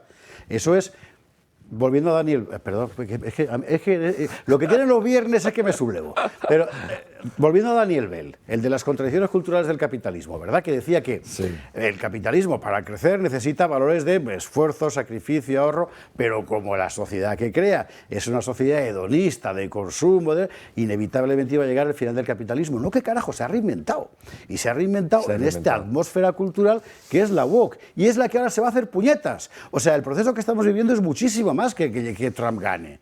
Es un auténtico, puede ser, un auténtico cambio en el pulso de la civilización occidental, y ya veremos si para bien o para mal, que esta es otra historia. Mira, para mí el capitalismo es el mejor sistema que se ha inventado nunca. Como tú has dicho, se reinventa y hace que la derecha critique a la izquierda, pero no critique su base, y hace que la izquierda pierda su tiempo en esas tonterías de género y demás, y la izquierda dejó de atacar. Ayer empezaron Irene Montero a criticar al capitalismo. Dije, mira, ahora se acordó. Dije, por fin la izquierda vuelve a su origen. Digo, bueno, por lo menos algo bueno de esta pobre mujer, ¿no? Entonces, y Milei pues me pareció extraordinario. Yo no soy liberal, ya lo he dicho varias veces, creo que hay muchas cosas que dijo que yo no estaría de acuerdo, pero como es momento, como dijo, se me olvidó el nombre de Fernando, es momento de disfrutar. Entonces, claro, escuchar media hora, yo estuve medio comiendo mientras venía para acá, me puse allí en mi terracita, mi cervecita y mi ley, y disfrutando. Digo, bueno, hay cosas que no me gustan, pero en general pues dices, hay que gozar, ¿no? Es una maravilla que en Davos un señor le diga, le cante a las 40, ¿no? Disfrutemos. Bueno, quizás en este cambio que estamos viviendo veamos manifestaciones de la izquierda en Davos contra los oligarcas estos. Porque acordaos que allá por los 2000 había manifestaciones los antisistema que llamaban entonces. En Génova, en Seattle, en no sé cuántos sitios más, tirando ladrillos, apedreando. Y de repente se callaron. De pronto alguien, el hombre de negro, tal, o el fumador de Expediente X, pues debió de pasar soltando billetes a quien debían de soltárselo. Coincidiendo, y mira tú, no había quedado en la cuenta, pero lo acaba de contar Cristina, coincidiendo con cuando Ana Patricia Botín dice, y no era la única que lo dijo, en Bilderberg tenemos que reinventarnos. Claro. Todo va encajando, qué siniestro todo. Marín Blázquez, creo que se llama así, Marín Blázquez, ¿no? Carlos, ¿no? Escriben en La Gaceta, justamente, la doble muerte fue la doble muerte de un fulanito, porque justamente el Davos, cuando llegaban las masas de izquierdistas, como tú lo has dicho, desaparecieron. Las compraron. Soros y compañía llegaron y los compraron. Señores, vamos a la publicidad, que nos quedan 2 pausas, que se me está echando el tiempo encima. Y hay que hablar de México, es muy importante. ¿Por qué? Pues somos lo mismo. Claro. Y son 100 millones. Eso además, o sea, son muchos. ¿Cuántos? 123 o 126. Madre de Dios. Bueno, o sea, muchos más. Y hay que hablar de ese asunto, es muy importante. Evidentemente, con la llegada de Trump ahí ha aparecido un roce. Bueno, vamos a utilizar ese roce como pretexto para ir mucho más a fondo. Y luego, la cuestión de Franco y el hambre, que me parece que es muy importante. Así que ahora me dirá Raquel lo que nos queda de tiempo. Nos vamos a la publicidad y a la vuelta lo repartimos para hablar de ambas dos cosas. No se marchen, que les persigo. Estamos de vuelta, Gato de Viernes, Gato de Usuales, a los sones de la Generala, que es lo que va correspondiendo a cómo está el país y cómo está el mundo en realidad. México.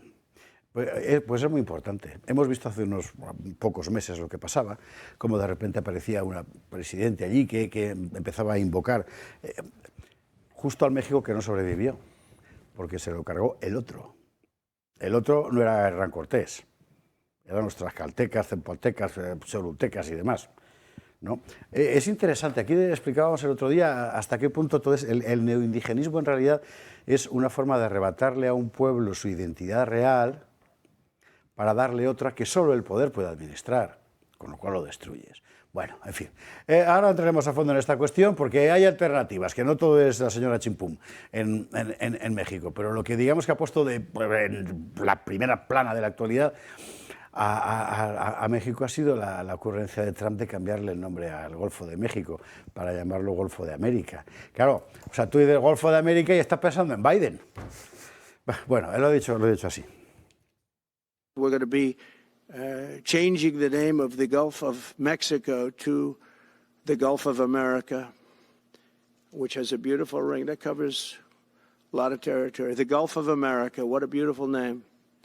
And it's appropriate. Esto es otra cosa de esta para que la gente aplauda. Y ya está. Pues tú me contarás. Pero ¿cómo lo ve un mexicano? Es decir, bueno, a ver, o sea, la presidente respondió diciendo que había que llamar a América, ¿cómo era? Como dijo, Nueva España. América mexicana, ¿no? Todo el tiempo. Bueno, pues una respuesta de broma, obviamente. Bueno, pues Trump hace lo que yo creo que lo que tiene que hacer, es lo que quisiéramos que nuestro presidente hiciera, es decir, defiende sus intereses, tiene una visión anglo completamente, quita de la web de la Casa Blanca el español, cosa que ya hizo la otra vez al mismo día. Entonces tú dices, bueno, pues está defendiendo sus intereses. En Estados Unidos no se prohíbe hablar español. Hay muchísimos millones, yo creo que hay 50 millones de hispanos, no lo sé. Pero bueno, el español se habla en amplísimas zonas, pero lógicamente si quiere mantener la unidad, pretende darle más énfasis al inglés y me parece adecuado, ¿no? Hay muchísimos, entre ellas María, ¿no? Tiene televisores españoles, no se prohíbe para nada, pero yo como presidente de un país quiero reafirmar mi identidad inglesa y eso está bien. Hombre, lo de la ocurrencia, pues bueno, es una ocurrencia, ¿no? ¿Que va a tener éxito o no va a tener éxito? Yo creo que no, pero bueno, no tiene mayor importancia. Y la presidente, pues bueno, contestó en tono de broma. Pero es que además les viene muy bien, quiero decir, a la estructura de poder que lleva tantos años implantada en México, el hecho de tener al lado un socio, bueno, un socio, en fin, bueno, es un socio. Bueno, el problema es que es un socio. Sí, es un socio y serio. Claro, al que puedan estar desafiando siempre en broma para que la gente se lo crea, pero luego nunca va a ningún lado. Sí, pero hay que entender México. O sea, México, lo que es el discurso oficial y lo que es la ley y lo que es la realidad va por otra parte. Si lo que pasa en España más o menos, en México sí existe una esquizofrenia real. O sea, nadie se cree el discurso antigringo, menos los 4 gatos en la UNAM, ¿no? Y en las universidades públicas, ni nadie se cree el relato antihispano. O sea, todo el mundo que puede va a Estados Unidos a comprar, a vender, y todo el mundo quiere a los españoles. Entonces son dos mundos. O sea, el relato, lo decías tú, la narrativa, ¿no? de Pedro Sánchez, es una narrativa que nadie se cree, pero funciona. Por eso el antiguo presidente utilizó el anti-españolismo y esta la siguen utilizando. Pero ellos saben que es falso. O sea, es un juego que nadie se cree.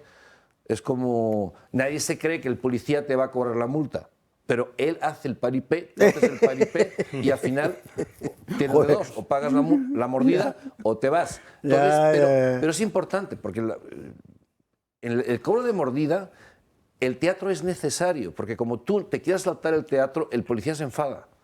El teatro, en México el teatro es muy importante.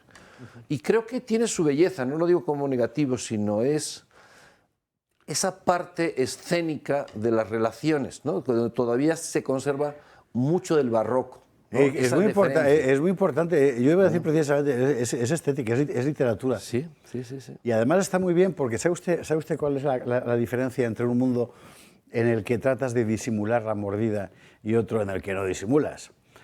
Que el primero mantiene el sentido del pecado, es consciente de que está haciendo mal, con lo cual se puede regenerar, el otro no, el otro está perdido ya. Exactamente. Sí, señor. Y hay que darle la dignidad. El policía que te está pidiendo, le tienes que mantener la dignidad, que algo está haciendo bien, ¿no? Y algo está dentro del... Qué bueno. Pues sí, de la parafernalia. Es simpático, de verdad. Vamos a hablar de México republicano. ¿Cómo lo habéis planteado esto? Pues mira, México republicano nace, bueno, todavía es una asociación civil, acabamos de presentarnos, nos autodenominamos conservadores, cosa que es un escándalo, porque en México el concepto de conservador es, por el antiguo presidente, es el rico, explotador y demás, ¿no? Todo el tópico del capitalismo, y el concepto de conservador no se entiende como pudiese entenderse, pues no sé, Donoso Cortés, todo lo que sabemos, ¿no? O sea, eso no se entiende. Es, por supuesto, defensor de la vida, defensor del matrimonio como hombre y mujer y defensor de las clases medias, ¿no? Creo que uno de los objetivos fundamentales es, aunque he dicho que no está mal el teatro y el barroco, pero sí es necesario para que se genere un crecimiento de las clases medias, identificar la ley con la realidad. Y esto es muy importante. En México la ley está hecha expresamente, y me consta, eso es lo que dice el presidente del partido, Juan Iván Peña Nieto, y me consta porque yo tengo 2 pequeños negocios y sé cómo funcionan los negocios. Adecuar la ley con la realidad, ¿no? La ley va por un lado y tú sabes que la realidad va por otro. Entonces, pues, ¿qué pasa? Que aquellos que se saltan la ley y que son los que más o menos medio poderosos o poderosos, ¿no? El de abajo, pues hay 40 o 50 millones de pobres. Como no tiene ese medio, no tiene ese dinero, lo que tiene que hacer es empezar a hacer un pequeño changarrito, ¿no? Y ya llega el policía y le paga sus 5 euros o sus... ¿Changarrito? Changarrito es un puesto de quesadillas en la calle. Changarrito. Vamos a quedarnos esa palabra de changarrito. O vender ropa en la calle, ¿no? Entonces, claro, ese hombre, como no tiene medio de saltárselo, pues simplemente lo pone y espera que alguien le cobije, o un líder de la calle, o un policía, y le da su dinerillo. Pero no puede pasar al siguiente nivel, ¿no? Los siguientes niveles ya necesitas abogados y necesitas saber saltarse la ley y, por supuesto, aceitar la maquinaria, ¿no? Y tenemos leyes que, lo digo en serio, parece que es Suiza. Claro, cuando tú quieres poner un negocio, pues todos los permisos habidos y por haber. Y tú dices, bueno, vamos a ver, pues que esto aquí no se puede. ¿Qué significa? Que cada permiso tienes que ir aceitando la maquinaria. Entonces, ¿qué pasa? Cuesta mucho más caro. Entonces, es muy difícil que la clase media prospere. Los de arriba sí, porque tienen todos sus abogados. Tienen la maquinaria llena de aceite ya. Exactamente, ya está. Y los de abajo pues se tienen que dar en el... yo no sé cuántos millones está inscrito en la Seguridad Social, pero no muchos, ¿eh? De los 123 millones que estamos, o 125, a lo mejor digo una barbaridad, creo que son 25 millones afiliados a la Seguridad Social. En la informalidad está, incluyendo yo, porque yo vivo de Airbnb y demás, y la ley acaba de salir, todavía no estoy. No porque no quiera, sino porque no pueda, ¿no? Acaba de aprobarse y está en ese proceso. Pues la inmensa mayoría está en la informalidad. Entonces, la idea del presidente yo creo que es muy buena, que va a ser difícil, es decir, la ley tiene que ser clara. Un poco lo que está haciendo mi ley, quitar, que sea clara y fácil, de tal manera que esa inmensa masa... El mexicano es muy trabajador, a pesar de lo que un poco la imagen que tenemos de se ve por los del sombrero en México, en Estados Unidos. Exactamente, ¿no? El trabajador mexicano es muy valorado en Estados Unidos. Es una persona muy trabajador, es gente muy sacrificada, ¿eh? Es una cosa muy interesante. A mí la gente me pregunta, ¿por qué te gusta tanto México? Digo, porque yo en México veo mucha vitalidad, cosa que por desgracia en España no veo tanto. Cierto. Quizá también porque somos un poquito más viejos, ¿no? Entonces tú dices... Un país que es tan bonito, lo digo, yo creo que de los mejores países del mundo, en tamaño, en diversidad cultural, folclore, en arte, en playas, en lo que quieras, arte colonial, arte azteca, arte maya. Y tú dices, ¿qué pasa que no arranca esto, no? Entonces, pues bueno, esta es un poco nuestra visión, ir a las clases medias como motor de cambio, pero clases medias reales, ¿no? La clase media... Pues en México una clase media puede ser alguien que gana... Si ganas 1.000 euros al mes ya eres clase media, incluso 700. ¿Estás hablando de equivalente al sueldo de España? Sí, o vale, sí. me he entendido. ¿No? Si ganas 750 al mes, si no vives en México, si vives en una ciudad pequeña, puedes vivir medianamente bien, ¿no? Entonces es ese tipo de gente, los 750 hasta los 2.500 euros, que es enorme. A mí me parece una idea, voy a decir, ahora te doy la palabra, Pedro. Yo tengo desde hace un montón de años con la cuestión hispanoamericana una obsesión que repito en todas mis clases en ISEP y en todas partes, es la siguiente. Europa, antes de la Segunda Guerra Mundial, no era muy diferente. Tenías una élite cosmopolita que vivía las películas de los años 20, todas esas cosas, ¿verdad? Todos muy bien vestidos. Tenías una clase media relativamente más o menos amplia según los países, pero reducida. Y luego tenías una enorme masa de población que literalmente la Segunda Revolución Industrial la había expulsado a los márgenes y que no había forma de meterla. La Segunda Guerra Mundial y las políticas posteriores sirven para lo que se llamó la nacionalización de las masas, que en España lo hizo Franco. Ahora hablaremos con el asunto del hambre. Y los países hispanoamericanos mantienen esa estructura y cada vez que se ha intentado por unas vías o por otras transformarla, Pérez Jiménez en Venezuela, Perón en Argentina, Getúlio Vargas en Brasil, joder, no ha funcionado. Al final, claro, digamos que en la actualidad nos distorsiona un poco la perspectiva, pero el discurso con el que llega Chávez y por el que toda la clase media venezolana la apoya, era ese. Y al final, ¿qué hace? Como soy incapaz de hacerlo, voy a subsidiar a esta gente y me creo mi propio pueblo. Vale, y efectivamente consigue el poder, pero el país arruinado. Y el gran desafío siempre es efectivamente conseguir que la inmensa mayoría de la población, se incorpore, esa periferia social, entre en el centro, claro. Sí, es un tema complicado, porque yo creo que también los partidos llamados de derechas, aunque en México no hay un partido de derechas... Pero han sido partidos de oligarquías, en realidad. Son oligarquías, ¿no? Son oligarquías. Dalmacio Negro, que acabamos de celebrar su sepelio y demás, la famosa ley de hierro de la oligarquía. Pero pasa es que la izquierda entiende mucho mejor al pueblo, por lo menos AMLO, Andrés Manuel López Obrador, que a mí me parece que será todo lo que quieras, pero es un genio. Es un genio de la comunicación, un genio político. Este hombre está entendiendo. O sea, tú escuchas a la derecha y tú dices, esta gente, yo no sé a quién está hablando. O sea, por eso el Partido Acción Nacional, que es como el PP, ¿no? Sí. Ha ido progre, ha perdido el 60% de poder físico en curules, como le llaman, en diputados. Porque es que no acabas de entender lo que está pasando aquí. Y aparte le entraste como tonto al progresismo de los feministas y demás, que eso yo, gracias a Dios, va a desaparecer, ¿no? Entonces tú dices, yo recuerdo a uno de los fundadores de la Escuela de Comunicación, el fundador, de hecho, en la Universidad de Navarra, en el año 90, en Sevilla, en una tertulia nos dijo, hay que rechazar la teología de la liberación, pero cuando uno vaya hay que seguir rechazándola. Pero aquello es que las injusticias son tan grandes y eso también hay que entender. Claro. Es la gran cuestión. No se puede aplicar, posiblemente como los años 20 aquí, lo que mi abuela me decía de los señoritos, ¿no? Mi abuela era aceitunera, pequeña. Entonces, eso existe y si no entendemos eso, estamos aplicando categorías europeas o gringas a Hispanoamérica y eso no funciona. No funciona porque no es la realidad. No existe. En México no existe Podemos, ni existe Vox, ni va a existir nunca. Porque es otro rollo. Es otro.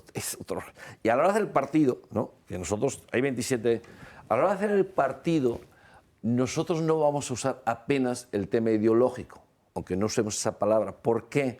Porque la gente no está votando, ni el aborto es tema, ni el feminismo es tema, ni el liberalismo es tema. O sea, eso no llega. O sea, es otra cosa. O sea, tú tienes que llegar a la gente justamente lo que les interesa, ¿no? Y les interesa es muy difícil pasar de un sistema subvencionado, como tienen estos dos países, que no está tan mal, que algunas subvenciones son muy útiles y necesarias, otra cosa es que se hagan mal. El problema de la subvención es la extensión y la duración, pero el hecho de pagarle a un niño 100 euros para que vaya al colegio, si uno va a la sierra y ve cómo están los niños, dices, es que si no el niño no come. O sea, que estás hablando... Es que si no come, entonces el papá no lo va a llevar. Tengo amigos que son profesores en esas zonas. Y tú dices, es que eso es bueno. Hablando de Franco. Franco también hizo muchísimas cosas en ese sentido.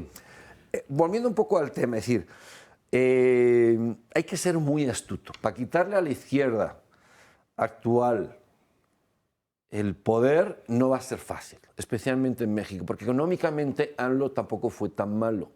Sí, tengo un querido amigo, Carlos Mota, que es periodista económico, y dijo, cada vez hay más anloístas de closet. Porque les está yendo muy bien en los negocios, pero no lo dicen. Está bien eso. No lo dicen, ¿no? Pregunta breve, Pedro Fernández Vadillo, respuesta breve, Pedro Cobo, y nos vamos a la publicidad. Muy bien. Oye, en México también está saltando por los aires el sistema de partidos tradicional, el PRI, el PAN y algunos otros. Están desapareciendo. Exactamente. El PRI era el hegemónico y el PAN, había otros, el Partido Comunista incluso, que no se llama Partido Mexicano de los Trabajadores, que eran minúsculos y recibían unos escaños de propina. Ahora tenemos, después de varios años de evolución, las dos legislaturas presidenciales de gente del PAN. Andrés Manuel y Sheinbaum. Sí. Tenemos el PAN, el PRI, el PRD, Morena, el Partido Verde. ¿Cómo vais a entrar en esta jungla? Mira, a ver, bueno, el Partido Verde está dentro de Morena, ¿ok? El PRD no consiguió los mínimos. Los mínimos, por lo cual está fuera. Entonces tenemos una oposición muy pequeña. El PRI yo creo que va de salida y el PAN no sé si va a ser capaz de rehacerse, ¿no? Lo que ha pasado es Arroyo. Yo puedo insistir, yo creo que fue un genio, Andrés Manuel. Entonces, difícil es, y además somos, en el caso nosotros también tenemos a Verástegui, ¿no? Aunque vamos muy unidos en muchas cosas, pero somos dos partidos distintos. Ya veremos quién de los dos, o de los dos, conseguimos, ojalá, ¿no? y finalmente quizá nos unamos, no lo sé, ¿no? Nosotros hemos dejado la puerta abierta siempre a Verástegui, lo apoyamos en su campaña hacia la presidencia, que no consiguió. Entonces, hueco hay, ¿por qué? Porque hay necesidad de una oposición, eso está claro. Y las actuales no parece que... El PRI, yo sinceramente creo que no levanta cabeza, por cuestiones históricas, y el PAN, si aquellos que han dicho ya medio públicamente dentro del partido nos van a apoyar a nosotros, pues quiere decir que lo vamos a debilitar más. Pasa que México es un país surrealista, ¿no? Ya conocen la famosa frase de Dalí, ¿no? Es un país más surrealista que yo. Entonces, que yo pudiera decir, ¿lo vamos a conseguir? Pues no lo sé, yo creo que sí. Que yo siempre he dicho desde el inicio, cuando fundé un movimiento en redes sociales con jovencitos, hay un trozo de pastel que nadie está yendo. Olvídate de ideas, olvídate de decir, simplemente de cuestión práctica. Es decir, aquí esto, y aquí la derecha la han dejado vacía. El que se meta, vamos a ser cínicos a más poder, ¿no? Vamos a hacer un Pedro Sánchez en chiquito. ¿Quieres conseguir dinero? Aquí hay pastel. Esa es mi visión. Evidentemente, yo creo, espero no ser cínico y creo que tengo ideales. Sí hay pastel para eso. La cuestión es romper las barreras, y esas barreras no son fáciles, porque tenemos un poder omnímodo y el narco, que es lo mismo. Claro. Entonces, saltarse eso, sobre todo en las zonas que controla el narco... Es que el narco mata. Sí, mata. Eso no te queda para la duda. O sea, entonces, ¿cómo vas a saltar esas barreras? Eso sí es una jugada maestra. El que lo consiga... yo creo que con el tiempo gobernará. Esperemos que lo consiga México republicano, Pedro Cobo. Ojalá, Dios quiera. Vámonos a la publicidad y vamos a terminar con algo que tiene mucho que ver. Y me parece que es muy importante poner estas cosas en perspectiva histórica de largo plazo, porque nos ayuda a entender lo que pasa fuera, porque aquí también pasó. Y cómo aquí se pudieron solucionar problemas que en otros lugares no se han podido solucionar. Y dentro de este contexto, la pregunta ya semanal de este programa, y Franco, ¿qué opina de esto? Sobre una cuestión básica, que es la cuestión del hambre. O sea, usted no sabe lo que era España en 1936. Si le digo 35, fue el mejor año, después de todo, porque se estabilizó un poco la economía. Pero es que era un país muy roto, muy roto. ¿Y mire usted por dónde? Pues después de la ruptura absoluta que fue la guerra, pues se empezó a recomponer también en algo tan obvio, material, gráfico, como las cifras de muerte por hambre. Así que publi, y a la vuelta vemos esta cuestión.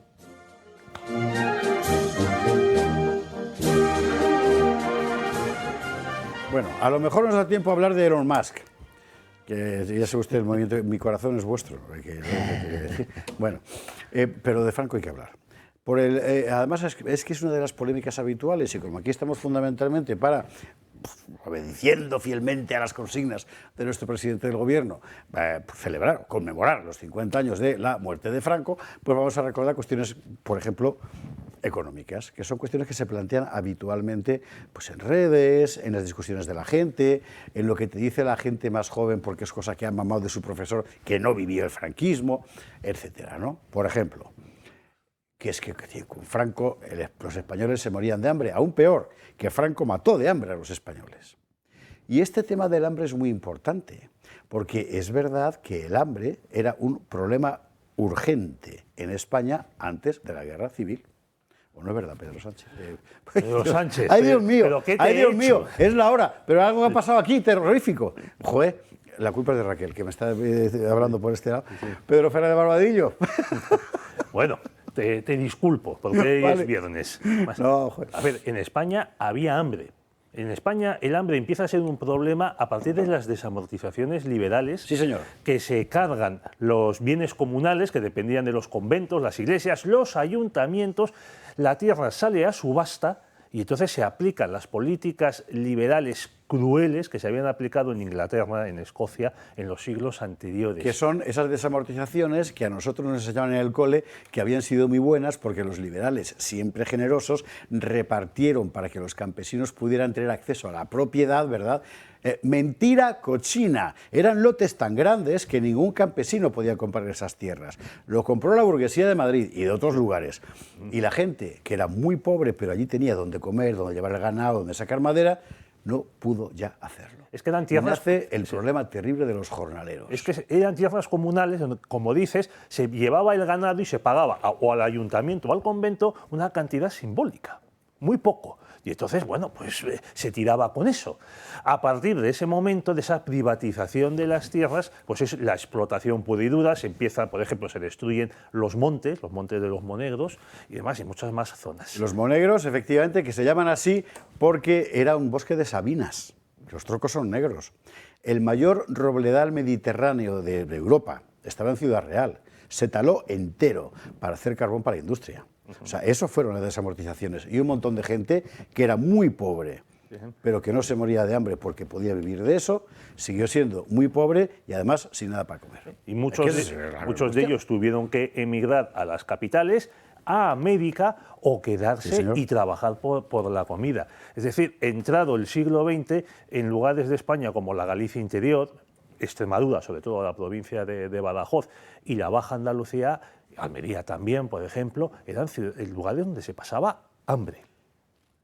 Eso hay que tenerlo. Y eso también explica el pistolerismo, todo este asunto de... Y que la CNT agraria en Andalucía tuviera en los años 30 100.000 afiliados. Claro, es que... o te afilias a estos o mueres. Exactamente. O malvives. Claro, entonces hay un problema de hambre real. Y de hecho, muy pocas cifras. Y esta cuestión de la marginación, de la pobreza... Vamos a ver, usted, ahora que estamos así solos y nadie nos va a...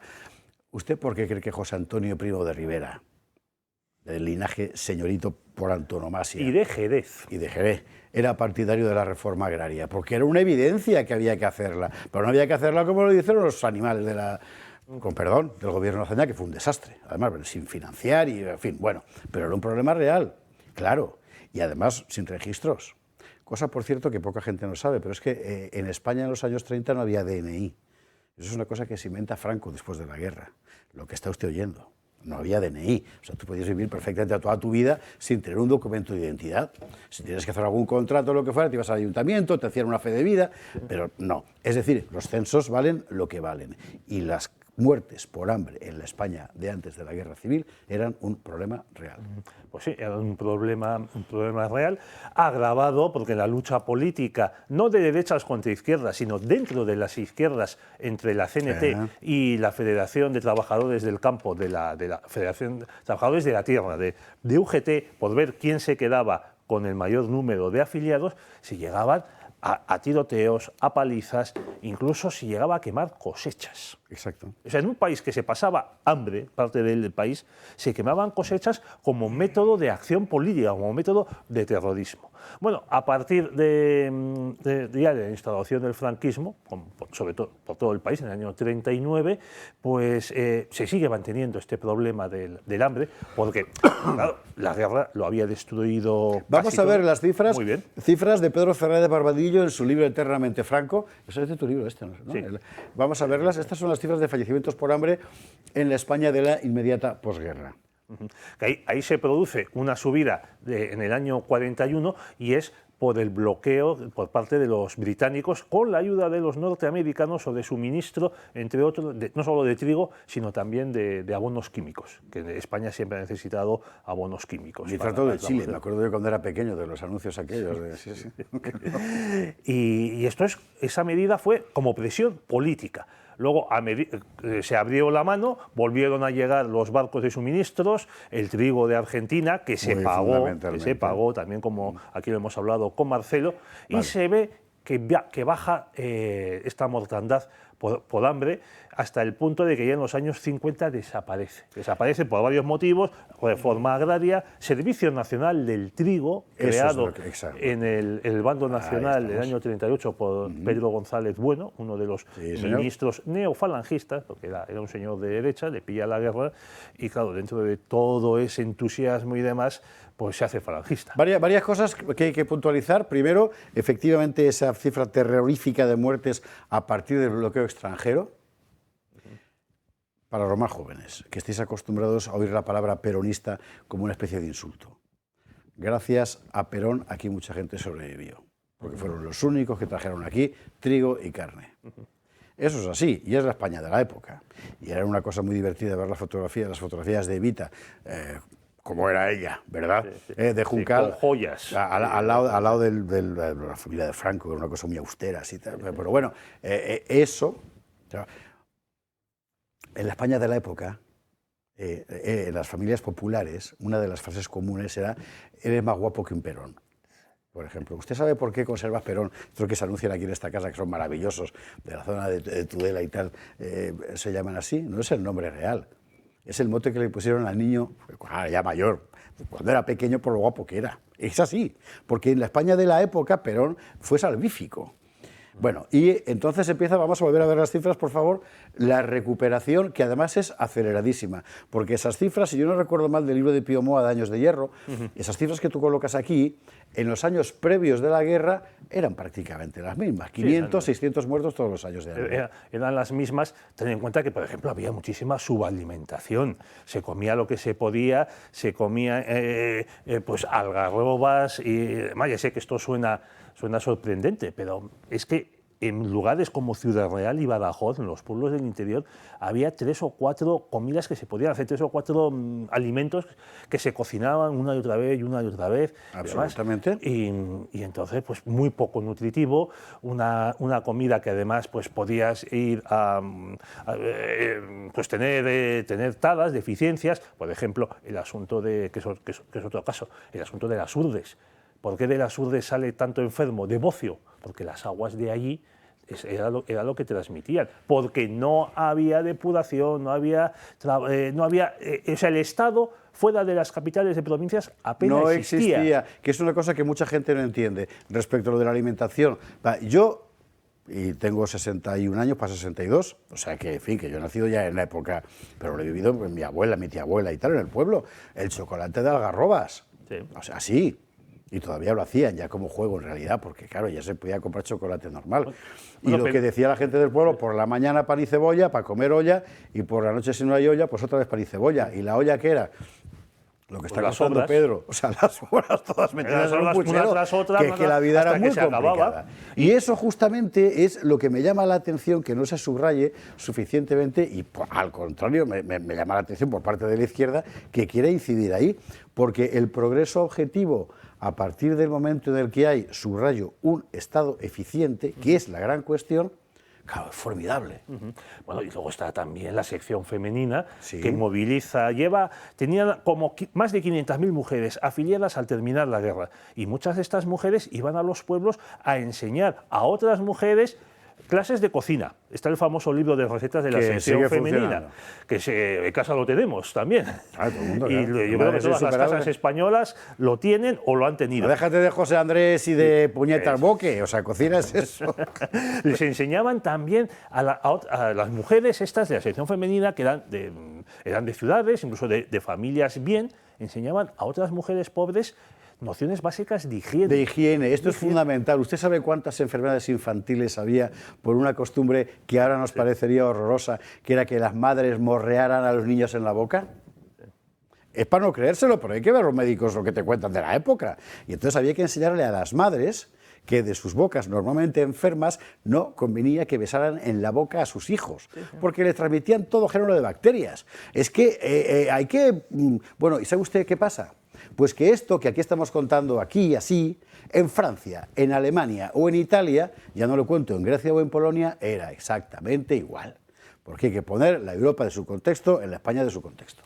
Pues mira, hace poco leí un libro, unos capítulos sobre Grecia, precisamente en los años 40 y 50, y decía, la isla de Creta, a la que va tanto turista hoy día, que la isla de Creta, antes de la Segunda Guerra Mundial e inmediatamente después, porque ahí también hubo invasión alemana, paracaidistas, o sea, que es que la gente moría de hambre. Claro. En la isla de Creta, al otro lado del Mediterráneo, mucho sol y mucho yogur griego. Pero la gente también moría de hambre, lo mismo pues, en los Balcanes. Y ya si estamos en la Segunda Guerra Mundial, la mitad de Holanda la tenían ocupada los alemanes en el invierno del 44-45, el invierno del hambre. Cientos y cientos de muertos y de gente, de niños, que como pasó también en Madrid durante finales de los últimos meses de la Guerra Civil, quedaban desnutridos. Exacto. Y morían a consecuencia de las enfermedades contraídas. Una cuestión más, la famosa cartilla de racionamiento. Hombre. Y Franco nos tuvo con el racionamiento. Todo el mundo, toda Europa, y además las cartillas de racionamiento se inventan para que todo el mundo pueda comer. Exactamente. Que esta es la cuestión. Y estas cifras, que también las da Pedro Fernández Barbadillo en Eternamente Franco, son muy interesantes, porque todos los países europeos durante la Segunda Guerra Mundial crean, exacto, cartillas de racionamiento durante la Segunda Guerra Mundial para que todo el mundo pueda comer. Y ahí tiene usted las cifras, y esto es muy importante. En España es anterior, el año 37, tiene un asterisco, porque en España quien crea las cartillas de racionamiento en marzo del 37 es el gobierno socialista de Francisco Largo Caballero, ante el caos absoluto que había en su zona, pese a tener la mayor parte de la armada, tener las grandes capitales, tener la industria, tener la frontera con Francia. No había comida por lo mal gestionado porque que estaban. Habían construido, no habían sido capaces de construir. Es que esto es clave. O sea, la política, en esto, ahora conecte usted esto que voy a decir yo con lo que ha contado antes Pedro Cobo. O sea, las ideologías, bien, vale, bien. Pero la política esencialmente es construir instrumentos eficientes, porque si no, no sirve de nada. Y precisamente lo que faltaba en la España de aquella época era un Estado eficiente, y eso es un problema desde el final de la Guerra de la Independencia, ¿no? 40 segundos ya, Raquel, ahora falta media hora de programa. Bueno, ¿qué se le va a hacer? Decía mi tía abuela, Franco nos da pan blanco, Negrín nos da de serrín, que era una cosa que gritaban, 30, Pedro Fernández Barbadillo, nada, simplemente decir, Pedro, ¿cómo viva México? Viva México. No digo el final porque soy un poco feo aquí. Pedro Fernández Barbadillo. Gracias mil. Y a ustedes, mil gracias. ¿Que quieren que sigamos abiertos? Club de Amigos 916162464 para poder seguir contando todas estas cosas. Y la semana que viene ya veremos lo que opina Franco, pero más que descansen.